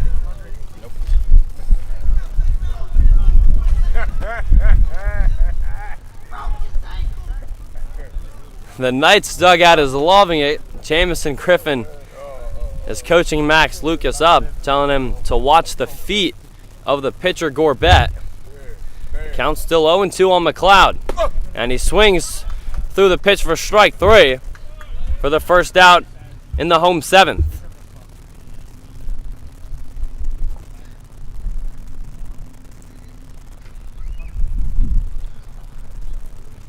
So just as I was saying, Burton Hahn got caught trying to steal a base early. Max Lucas almost does the same exact thing. He was able to avoid the tag as Gorbett throws over to him from Lopez to walk back into first. Nick Arnold was the first batter as Lucas now is able to steal second. So it puts a runner in scoring position for Nick Arnold, who's down in the count 0-1. Arnold was the first batter that Gorbett saw. He went down looking on a 3-2 fastball for strike 3. Arnold drew a walk in his only other plate appearance. Now he takes a called strike, 0-2.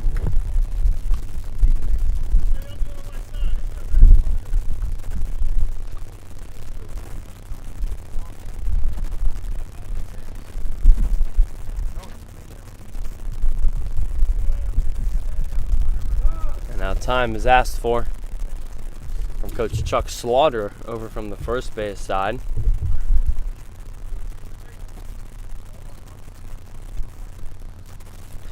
The 6th stolen base of the season for Max. That puts him in scoring position on second base as the 0-2 pitch is inside to Arnold. 1-2. Lucas had a stolen base last night in Tarboro. It's the second time this season that he's had consecutive games with stolen bases. And now Gorbett steps off and Lucas will hustle back into second.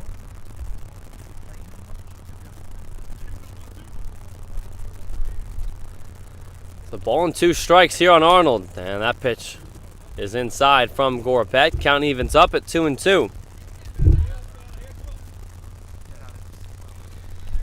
Andy Choi is in the on-deck circle for the Knights.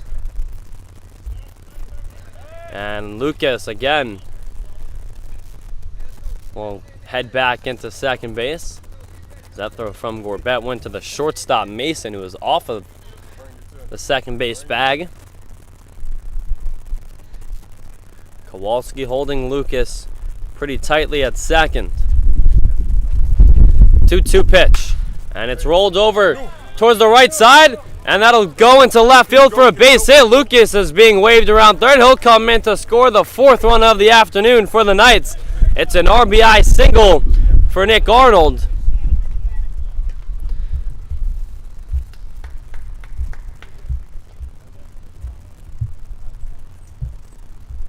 It's the 11th RBI of the season for Nick. That'll bring up Andy Choi. Choi swings at the first pitch fastball offered from Gorbett, 0-1.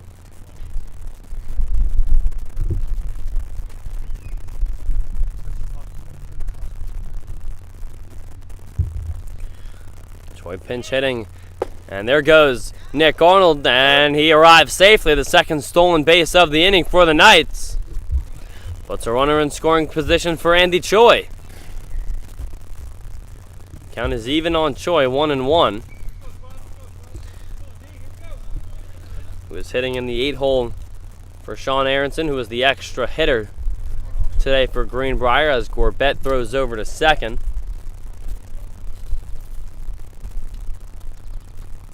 Aronson is now catching for the Knights. Came in to replace Corbin McLeod, who struck out for the only out thus far of the inning, and Choi pops one up. And that'll go over the foul territory. Count is now 1-2.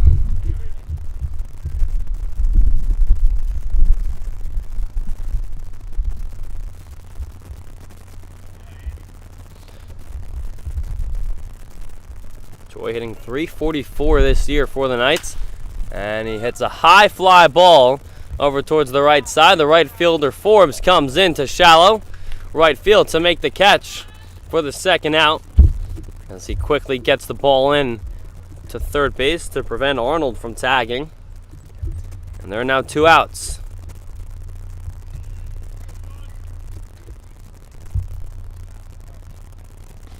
They'll bring up Sean Hahn.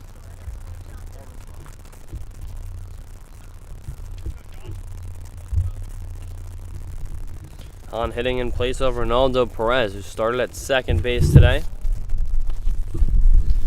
Hahn came in to the game in the 6th inning to play second as he swings to the first pitch from Gorbett, 0-1. He had a web gem to end that 6th inning on a ground ball hit to his right side. Came over, threw the ball across his body. It was just in time to beat the runner.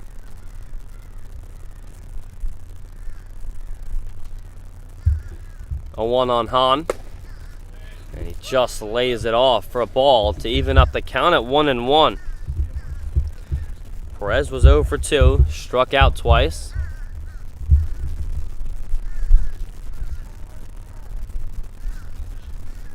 Hahn had his first hit of the season that brought in a run in his last game as Gorbett checks in on Arnold at second. Hahn's been a bit under the weather, so he hasn't played in exactly 2 weeks.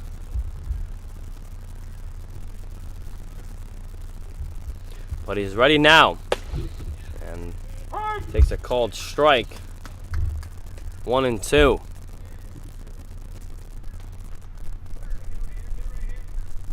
If Hahn can keep the inning going, Dominic Proctor would be next, who is standing in the on-deck circle.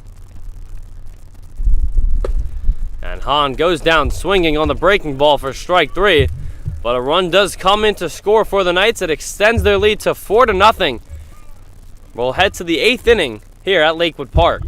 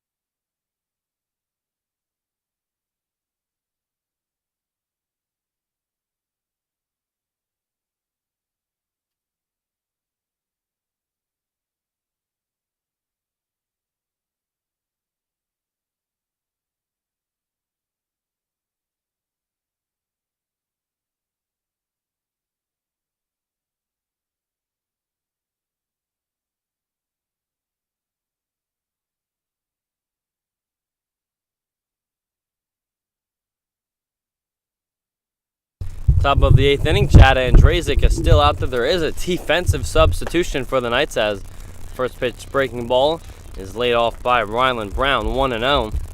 Corbin McLeod is over at third base for Greenbrier. It's the first time this season that Corbin has been in the field anywhere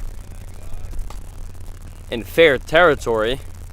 He's always been a catcher this summer for Greenbrier. 2-0 pitch from Andrazik, and he fires it in for a called strike, 2-1.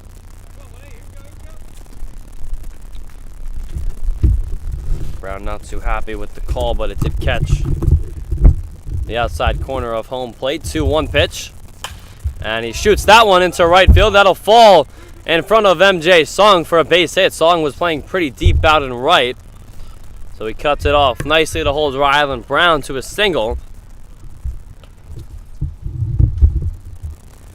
First hit of the day for Ryland. First time that he's hit the ball in fair territory. He's the leadoff man on for the Voyagers in the 8th. It's the first time since the 4th inning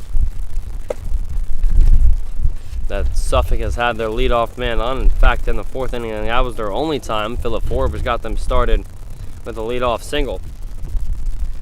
That ball didn't leave the infield. It was an infield hit as Andrzejczyk checks in on Ryland Brown at first.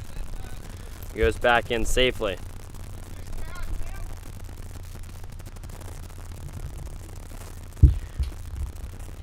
Nick Cleghorn is up at the plate. He came into the game to play left field for Ahmad Goldson, which is where he's hitting in the batting order. Goldson was in the 8 hole, and that's where Cleghorn is. Goldson was 0 for 2 with 2 strikeouts. Cleghorn trying to spark a rally here. Down by 4 runs in the 8th.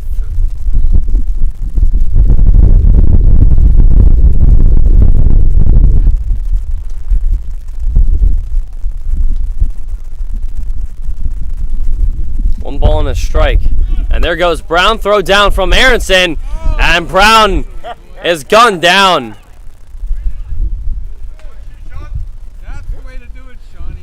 So that's the first time that a base runner attempted to steal a bag off of Sean Aronson as a Knight. And he throws down Ryland Brown. Not sure why he was running, down by 4 runs in the 8th inning after he got on as a leadoff man. That's the second time today that they have been thrown down trying to steal second.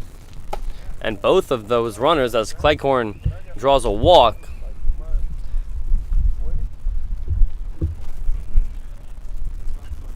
so after Philip Forbes got things started in the 4th with a leadoff single. That was the first time that they had the leadoff man. Ryland Brown the second time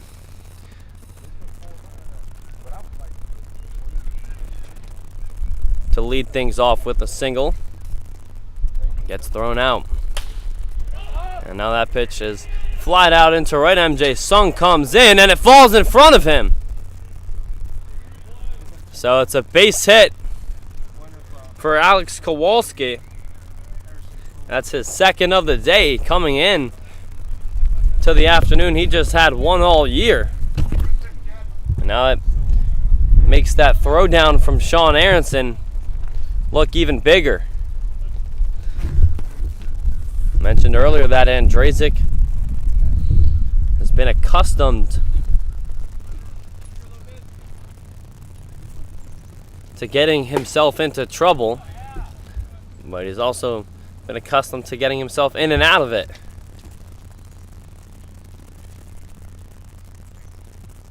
Count is 0-1 on Jacob Lopez, who's 0 for 1 today. 0 for 2.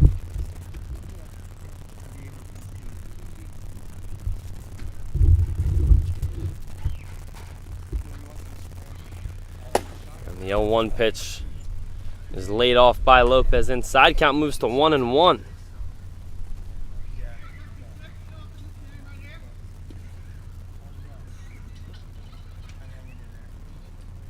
The Voyagers have not been shut out this season. They have scored 1 run and 1 run only on 3 different occasions, but have never been held to that goose egg.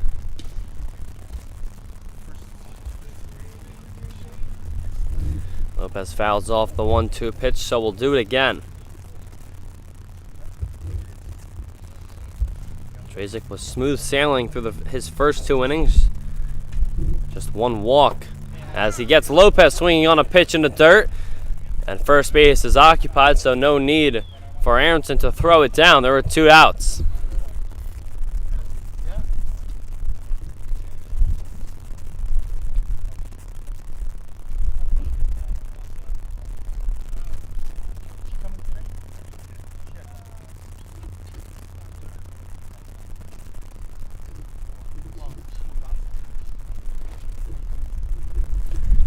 So back to the top of the Suffolk lineup. BK Wilson takes the ball. The ball gets by Aronson, and over to third goes Cleghorn. Kowalski will hold up at first. So now they're runners on the corners with 2 outs for BK Wilson. Here we go. This is the 4th at bat for BK. He's 1 for 3 with an infield hit. Had a heads-up play when he had that infield single. He took second because no one was over covering. And he leaves the 1-0 pitch for a called strike, 1-1.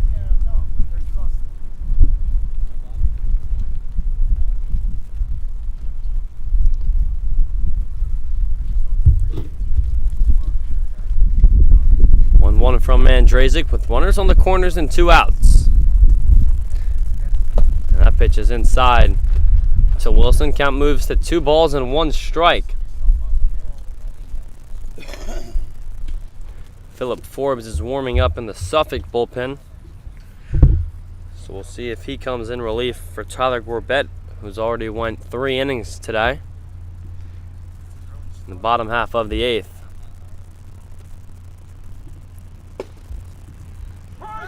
And there's a called strike on Wilson. The count is now even at 2-2.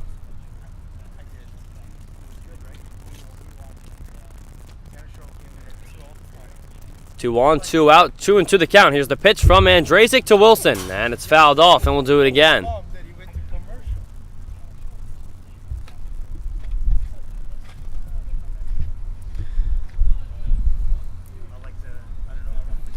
If Wilson can keep the inning going, Caden Hilberger would be next.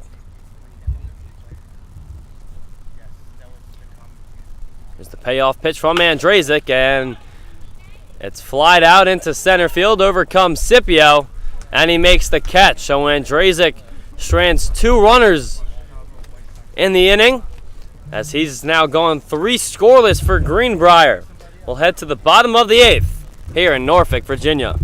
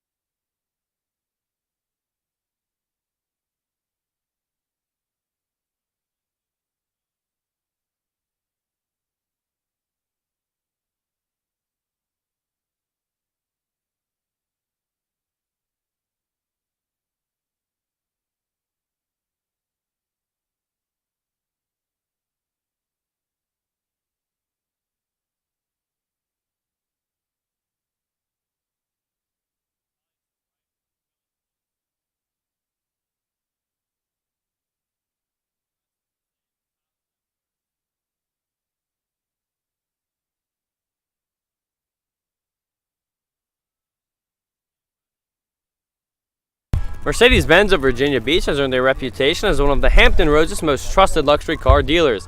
Since their establishment in 2014, they've found themselves as a premier name for Mercedes-Benz sales with exceptional service and unbeatable selections.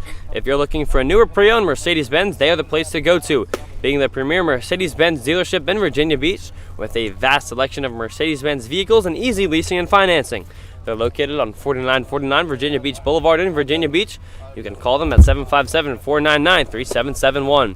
You can also visit their website at mercedes-benzofvirginiabeach.com.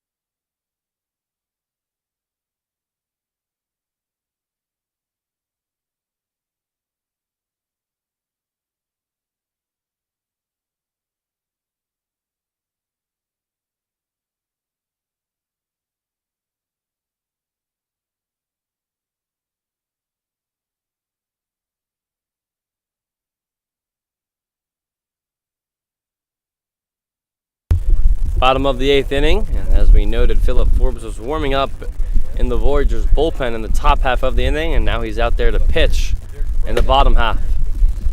And the first pitch that he throws to Dominic Proctor is a called strike, 0-1. So Forbes moves in from right field to pitch. Tyler Gorbett, who was pitching, is now over at first base. I'm not sure if we've ever seen Tyler play first before. And there's a curveball from Forbes. And a called strike is quickly up on Dominic Proctor, 0-2. And Ryland Brown, who was DHing for Suffolk today, moves into right field. 0-2 from Forbes. And that one is below the knees of Proctor, 1-2. Forbes trying to keep the lead here. Hoping that him and the Voyagers can score some runs. Down by 4 runs in the 8th. They have yet to score. And Proctor fouls off the breaking ball, so we'll do the 1-2 again.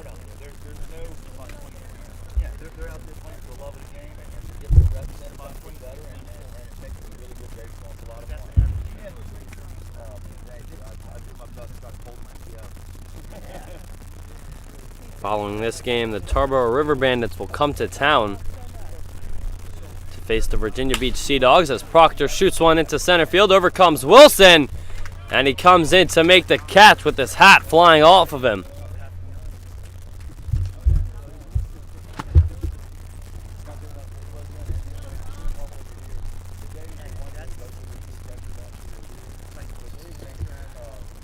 So back to the top of the lineup for Greenbrier. Quincy Scipio. Scipio drew a walk in his only at-bat. Came into the game for Blake Herman, who started in center field. And Scipio just takes that pitch below the knees from Forbes on a breaking ball, 1-0. The Norfolk Redbirds are also in action tonight. That game is down in Edenton as they get set to face the Steamers. Scipio hits a fly ball to center field. Again goes BK Wilson to run it down.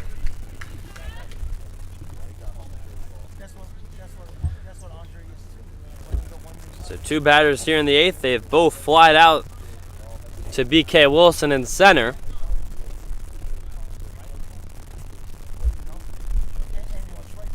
And that'll bring up Luke Waters.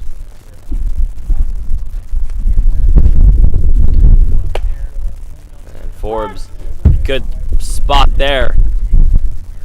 Right at the knees in the outside corner to Waters, 1-1.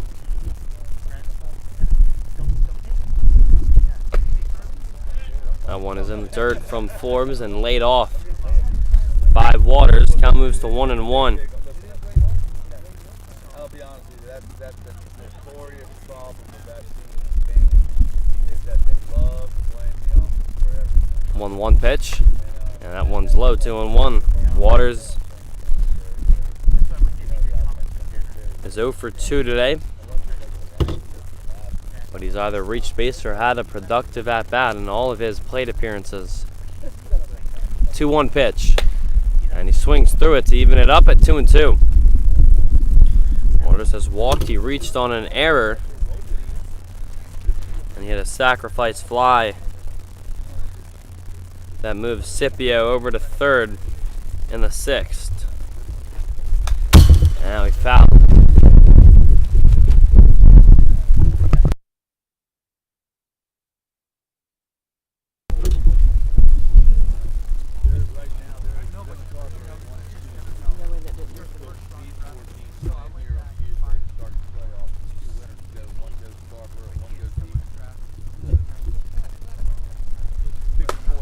And the 2-2 pitch is upstairs, and the count is now full. And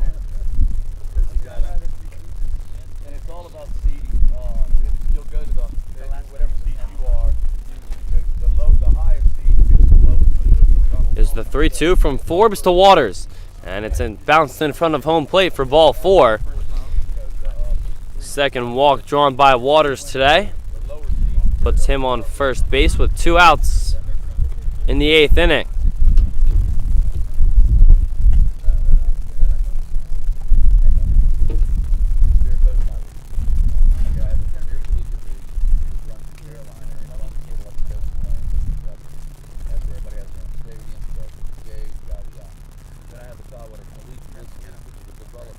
That'll bring up Warren Bailey. Bailey fouls off that pitch, 0-1.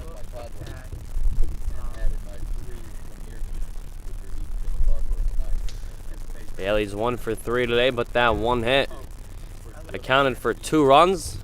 That sailed over the center field fence.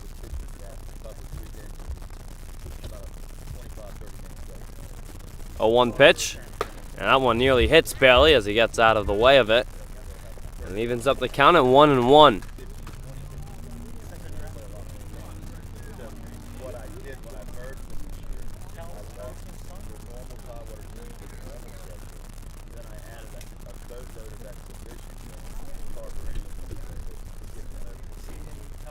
Forbes a long hold here with Waters on first, and the pitch is slapped towards the opposite side by Bailey. That'll fall for a base hit. Going first to third is Waters, and he'll hustle into third without a throw. It's a 2-out single for Bailey. That puts runners on the corners with 2 outs.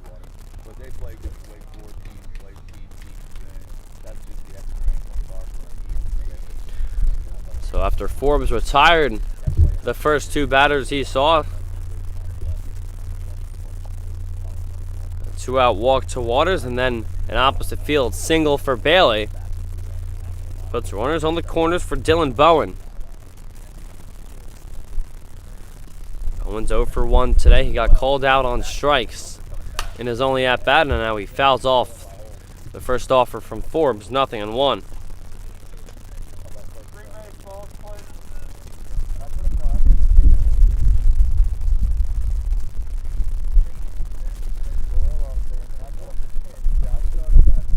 Bowen trying to tack on some more runs for the Knights before we head to the 9th. As he swings through the 0-1 pitch to move the count to 0-2.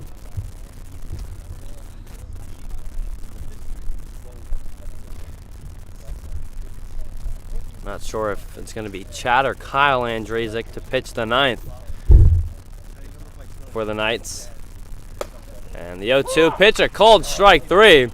So Bowen goes down looking for the second time today. We'll head to the 9th inning here at Lakewood Park with the Knights up 4-0.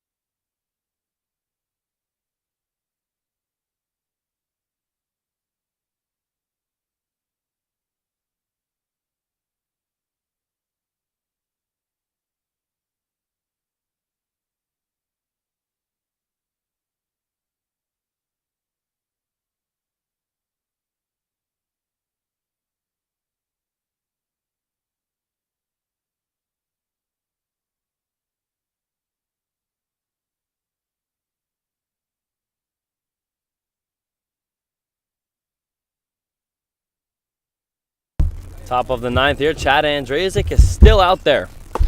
And first pitch that he throws to Caden Hilberger is upstairs, 1-0. Kyle Andrzejczyk was going to pitch today. His older brother said that he was going to finish the game, and now Chuck Slaughter's letting him. So Kyle will have to wait until Thursday to pitch. As the 2-0 pitch is fouled off by Hilberger, 2-1. And the Knights play the Virginia Beach Sea Dogs.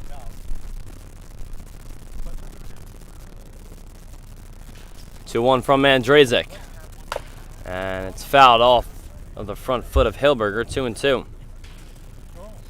The Knights have not shut out a team yet this season.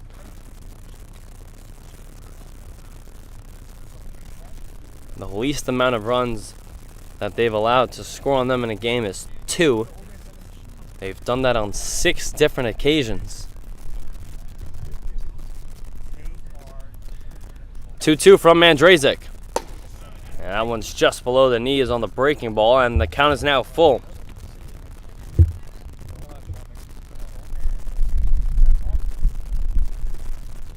Three-two pitch. And that one's upstairs for ball 4. So that's the second consecutive inning that the Voyagers have the leadoff man aboard.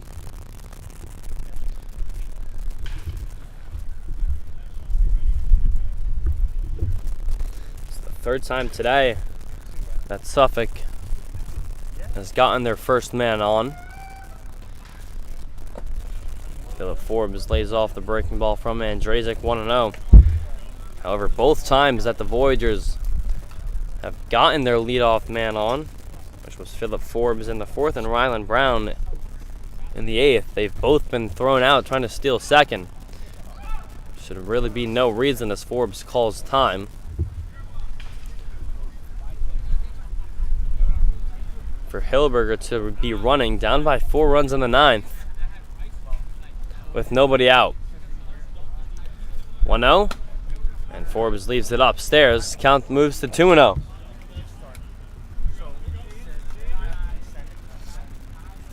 So Greenbrier continues to impress with their pitching, though. Aronson sets up outside. 2-0 pitch. And Mandrazik throws it inside, but it's a called strike. 2-1. Knights allowed just 1 hit through the first 8 innings last night in Tarboro.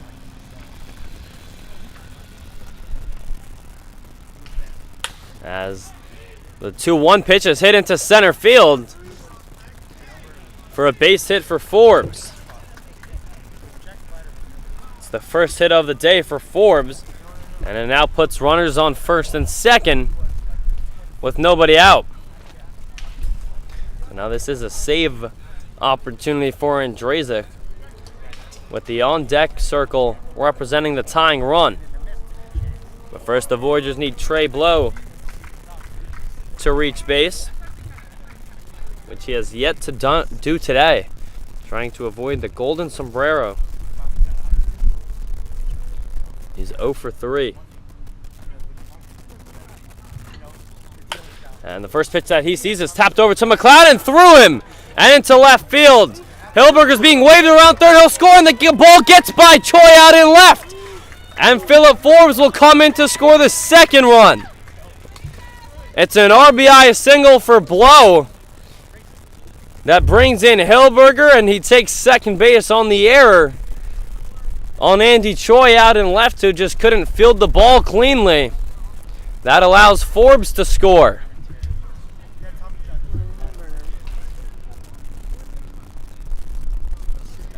So that'll bring up Trevor Mason, who represents the tying run.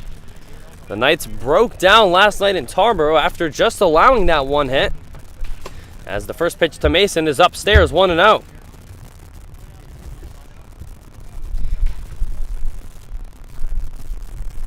After allowing just 1 hit through the first 8 innings last night in Tarboro, the River Bandits' first 3 batters in the 9th all singled, as Mason swings through the 1-0 pitch, evens it up at 1-1. Kellen Davis was able to settle down a bit. The tying run was brought to the plate after Ty Barango tripled, but Hunter McLean ended up striking out to end the ball game. Now for the second consecutive day in less than 24 hours after the Knights' pitching has been dominant the first 8 innings, Chad Mandrazik fires in a strike on Mason, 1-2.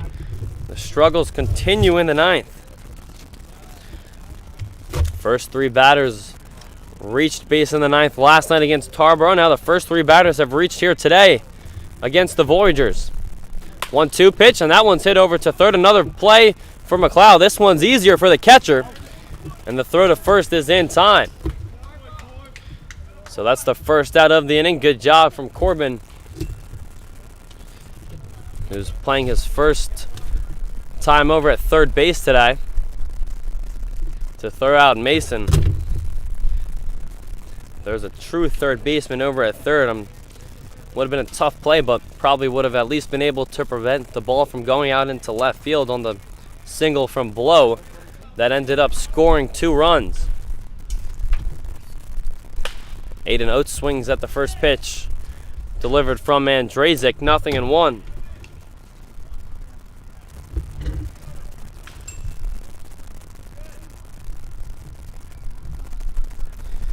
Oates is 1 for 3 today. He did have a single against Andrazik.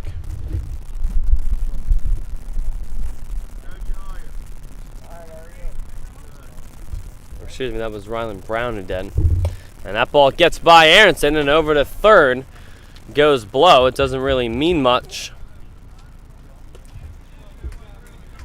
The only runner that matters is who's up at the plate, which is Aiden Oates, with the Voyagers down by 2 runs. So Greenbrier fails to record their first shutout of the season. And the 0-1 pitch is above the letters of Oates. Count is now even at 1-1. Excuse me, 2-1.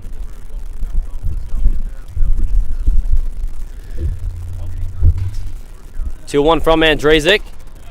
And that ball catches the outside corner, and the count is now even at 2-2.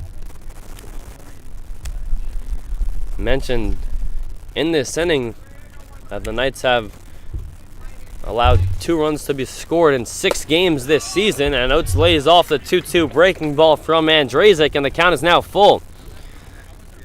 Now Chad Andrazik is trying to hold them to 2 runs today, or at the bare minimum 3.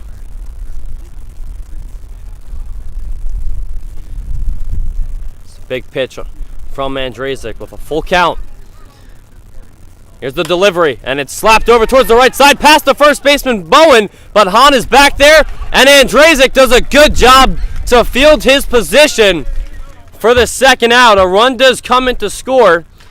It's an RBI for Aiden Oates, but now the Voyagers are down to their final out.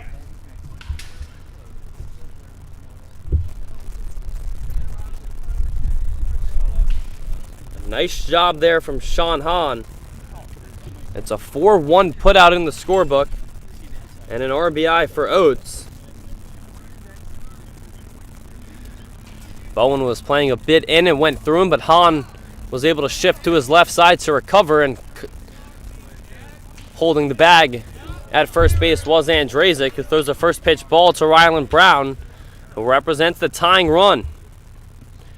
Brown has hit 2 home runs this season for the Voyagers.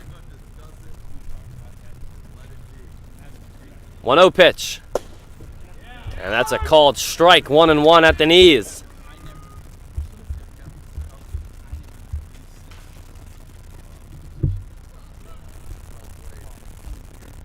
One on its way. And that one's away as Andrazik loses his footing on that pitch. He's hobbling a bit, grabbing his left knee.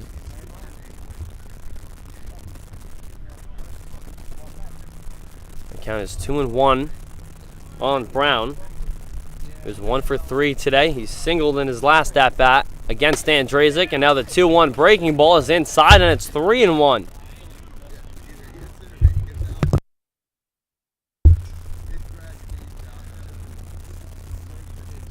No one's warming up in the Knights bullpen. Kyle Andrazik does have his glove in his hand, but now the Voyagers are down to their final strike.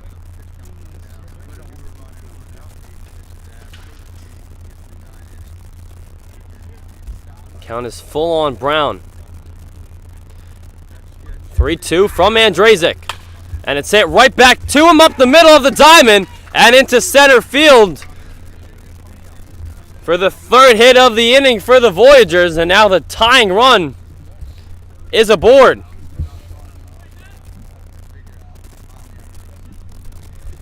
So after Brown was 0 for 2, he got caught looking twice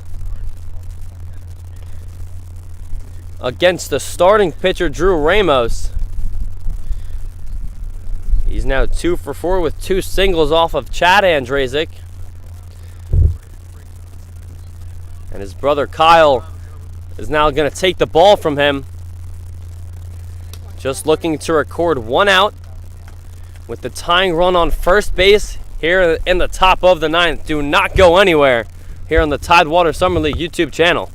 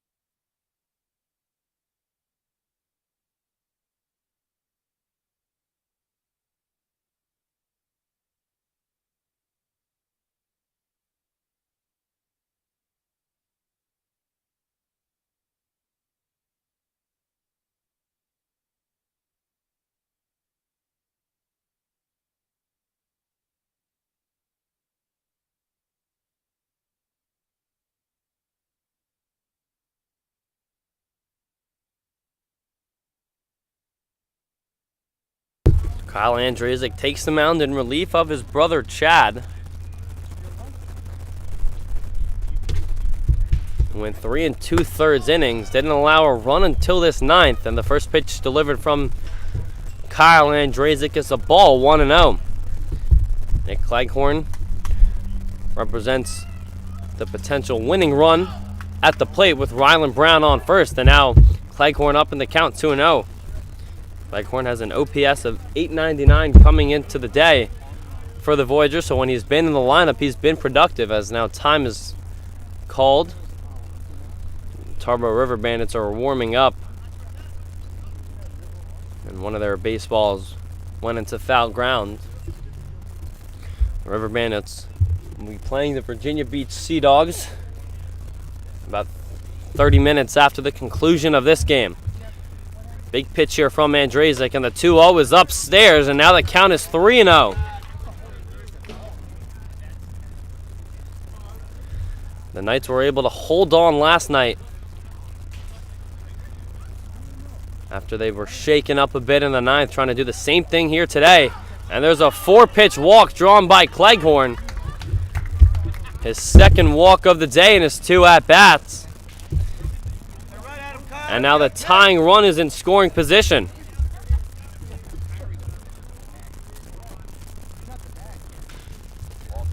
That'll bring up Alex Kowalski. Kowalski came into the day with just 1 hit, but he's 2 for 3 today with a single and a double. And the first offer from Andrazik is a breaking ball for a called strike, 0-1. Andrazik looking for 1 king size out.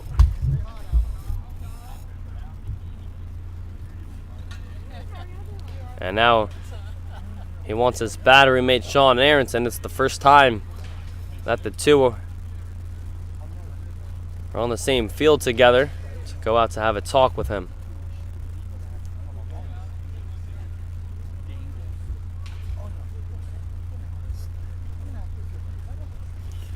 Nothing in 1. Aronson sets up outside. And the 0-1 pitch goes inside and it sails to the backstop. And that'll put the tying run 90 feet away.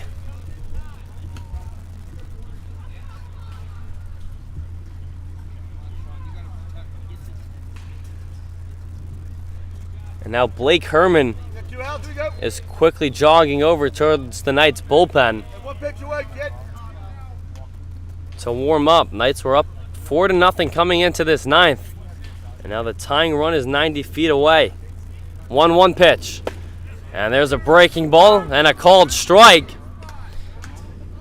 And the Voyagers are down to their final strike of the afternoon with the tying run on third base, the potential winning run on second.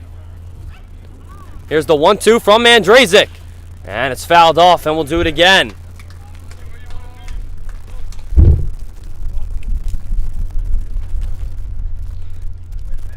The Voyagers are chirping Andrazik. They're all pinned against the front of the dugout.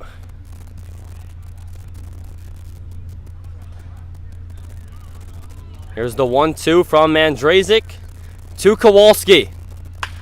And it's hit down the third base line, and it's a fair ball. 1-1 will score, and here comes Cleghorn.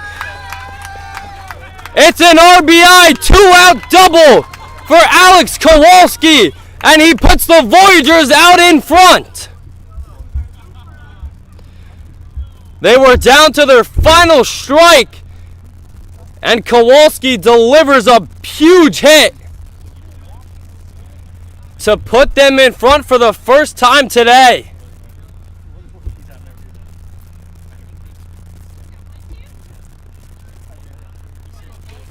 Kowalski came into the day with just one hit on the season, and he's now got 2 doubles.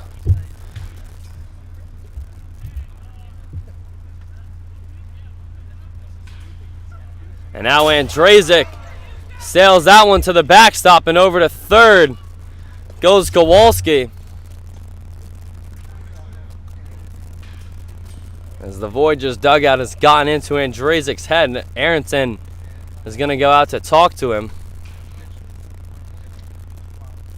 So it's a blown save for Andrazik. Tyler Gorbett is up at the plate.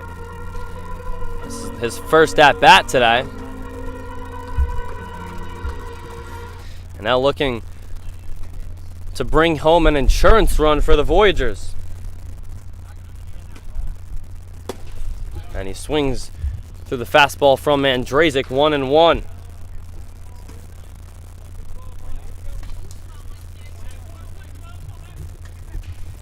So now Andrazik is on line for the loss as Gorbett pops it up. That is Kyle, of course. And the first 4 runs will go under the belt of his older brother, Chad. But the run scored by Cleghorn is under Kyle. And now Kowalski, who stands on third, is also under his account.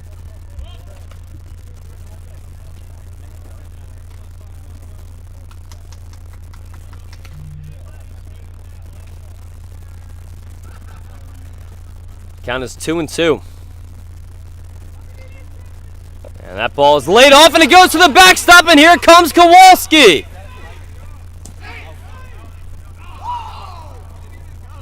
It is strike 3 as Gorbett went on the swing.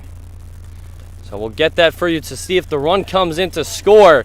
But the Voyagers take the lead with 5 runs in the ninth. We'll head to the bottom half of the inning here at Lakewood Park.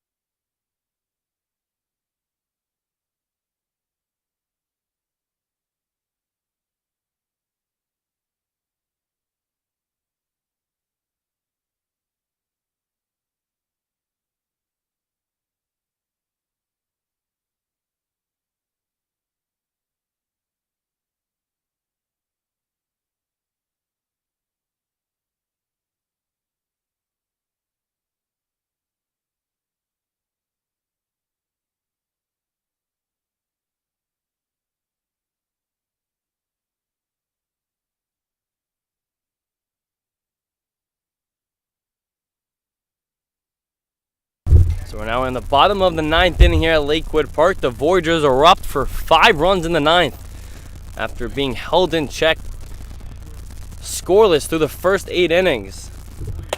Max Lucas is leading off. He takes the first pitch for a ball. 1-0. Philip Forbes is still on the mound. He's now in line to be the winning pitcher if the Voyagers can hold on to the lead. 1-0 pitch, and Lucas slaps that one over towards the left side. In comes Cleghorn, and that'll fall in front of him for a base hit.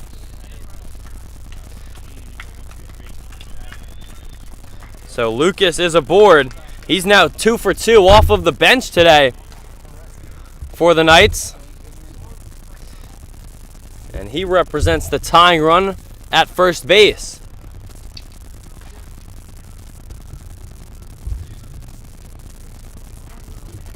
That'll bring up Corbin McLeod. McLeod's 0 for 3 today. And he takes a called strike from Forbes, 0-1. So it's McLeod, Arnold, and then Andy Choi following Max Lucas. And McLeod hits a high fly ball into center. Easy play for Wilson for the first out.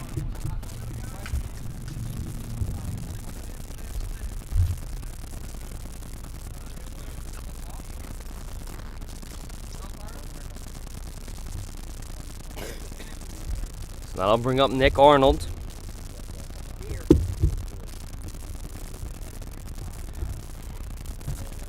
Arnold's 1 for 2 with a single and a walk. He brought in that 4th run of Greenbrier back in the 7th. As that pitch is low to Arnold, 1-0. I'm trying to bring in Lucas in from first, who represents the tying run.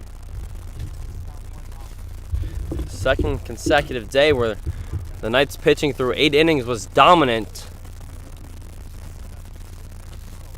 They bent but didn't break last night in Tarboro as the 1-0 pitch from Forbes sails upstairs 2-0 on Arnold. But today they broke as the Voyagers were able to score 5 runs after they were down to their final strike. A gritty comeback, and what a win it would be for them as that ball is flied out over to right field where Brown is for the second out.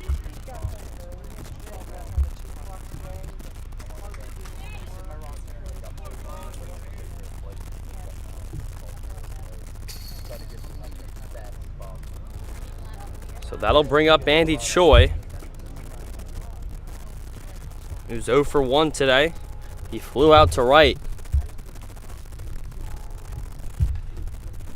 And the first pitch that he sees is fouled off, 0-1. See if the Knights decide to send Lucas. They have kept him over at first base for the moment.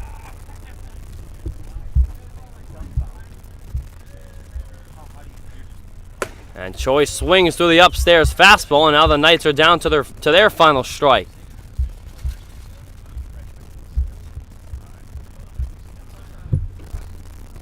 Choi has knocked in 4 runs on the year for Greenbrier. Here's the 0-2 from Forbes to Choi. Lucas is running, swing and a miss, strike 3, and the ball game is over. The Suffolk Voyagers storm back in the 9th inning to score 5 runs to defeat the Knights 5-4 here at Lakewood Park. The Voyagers get their 3rd win in PCL play this season. It's the first win not against the Virginia Beach Sea Dogs. What a gutsy win from the Voyagers, who were down to their final strike. It was a huge day for Alex Kowalski. Came into the day with just 1 hit. For Suffolk, he has 3 today, including the game-winning one. A 2-out, 2-strike, 2 RBI double to improve the Voyagers to 5-9 overall and 3-9 in PCL play. We do have another game coming up here at Lakewood Park as the Tarboro River Bandits are in town, as they are being hosted by the Virginia Beach Sea Dogs. That game will start approximately at 7:20.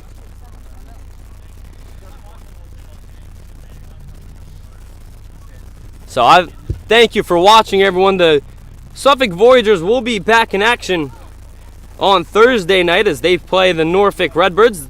The Knights will also be back in action on Thursday here at Lakewood Park following that Voyagers game against the Virginia Beach Sea Dogs. So thank you for watching, everyone. I'm Hayden Bandel. You've been watching the Tidewater Summer League YouTube channel. Be sure to stay tuned for the next game of our doubleheader here at Lakewood Park.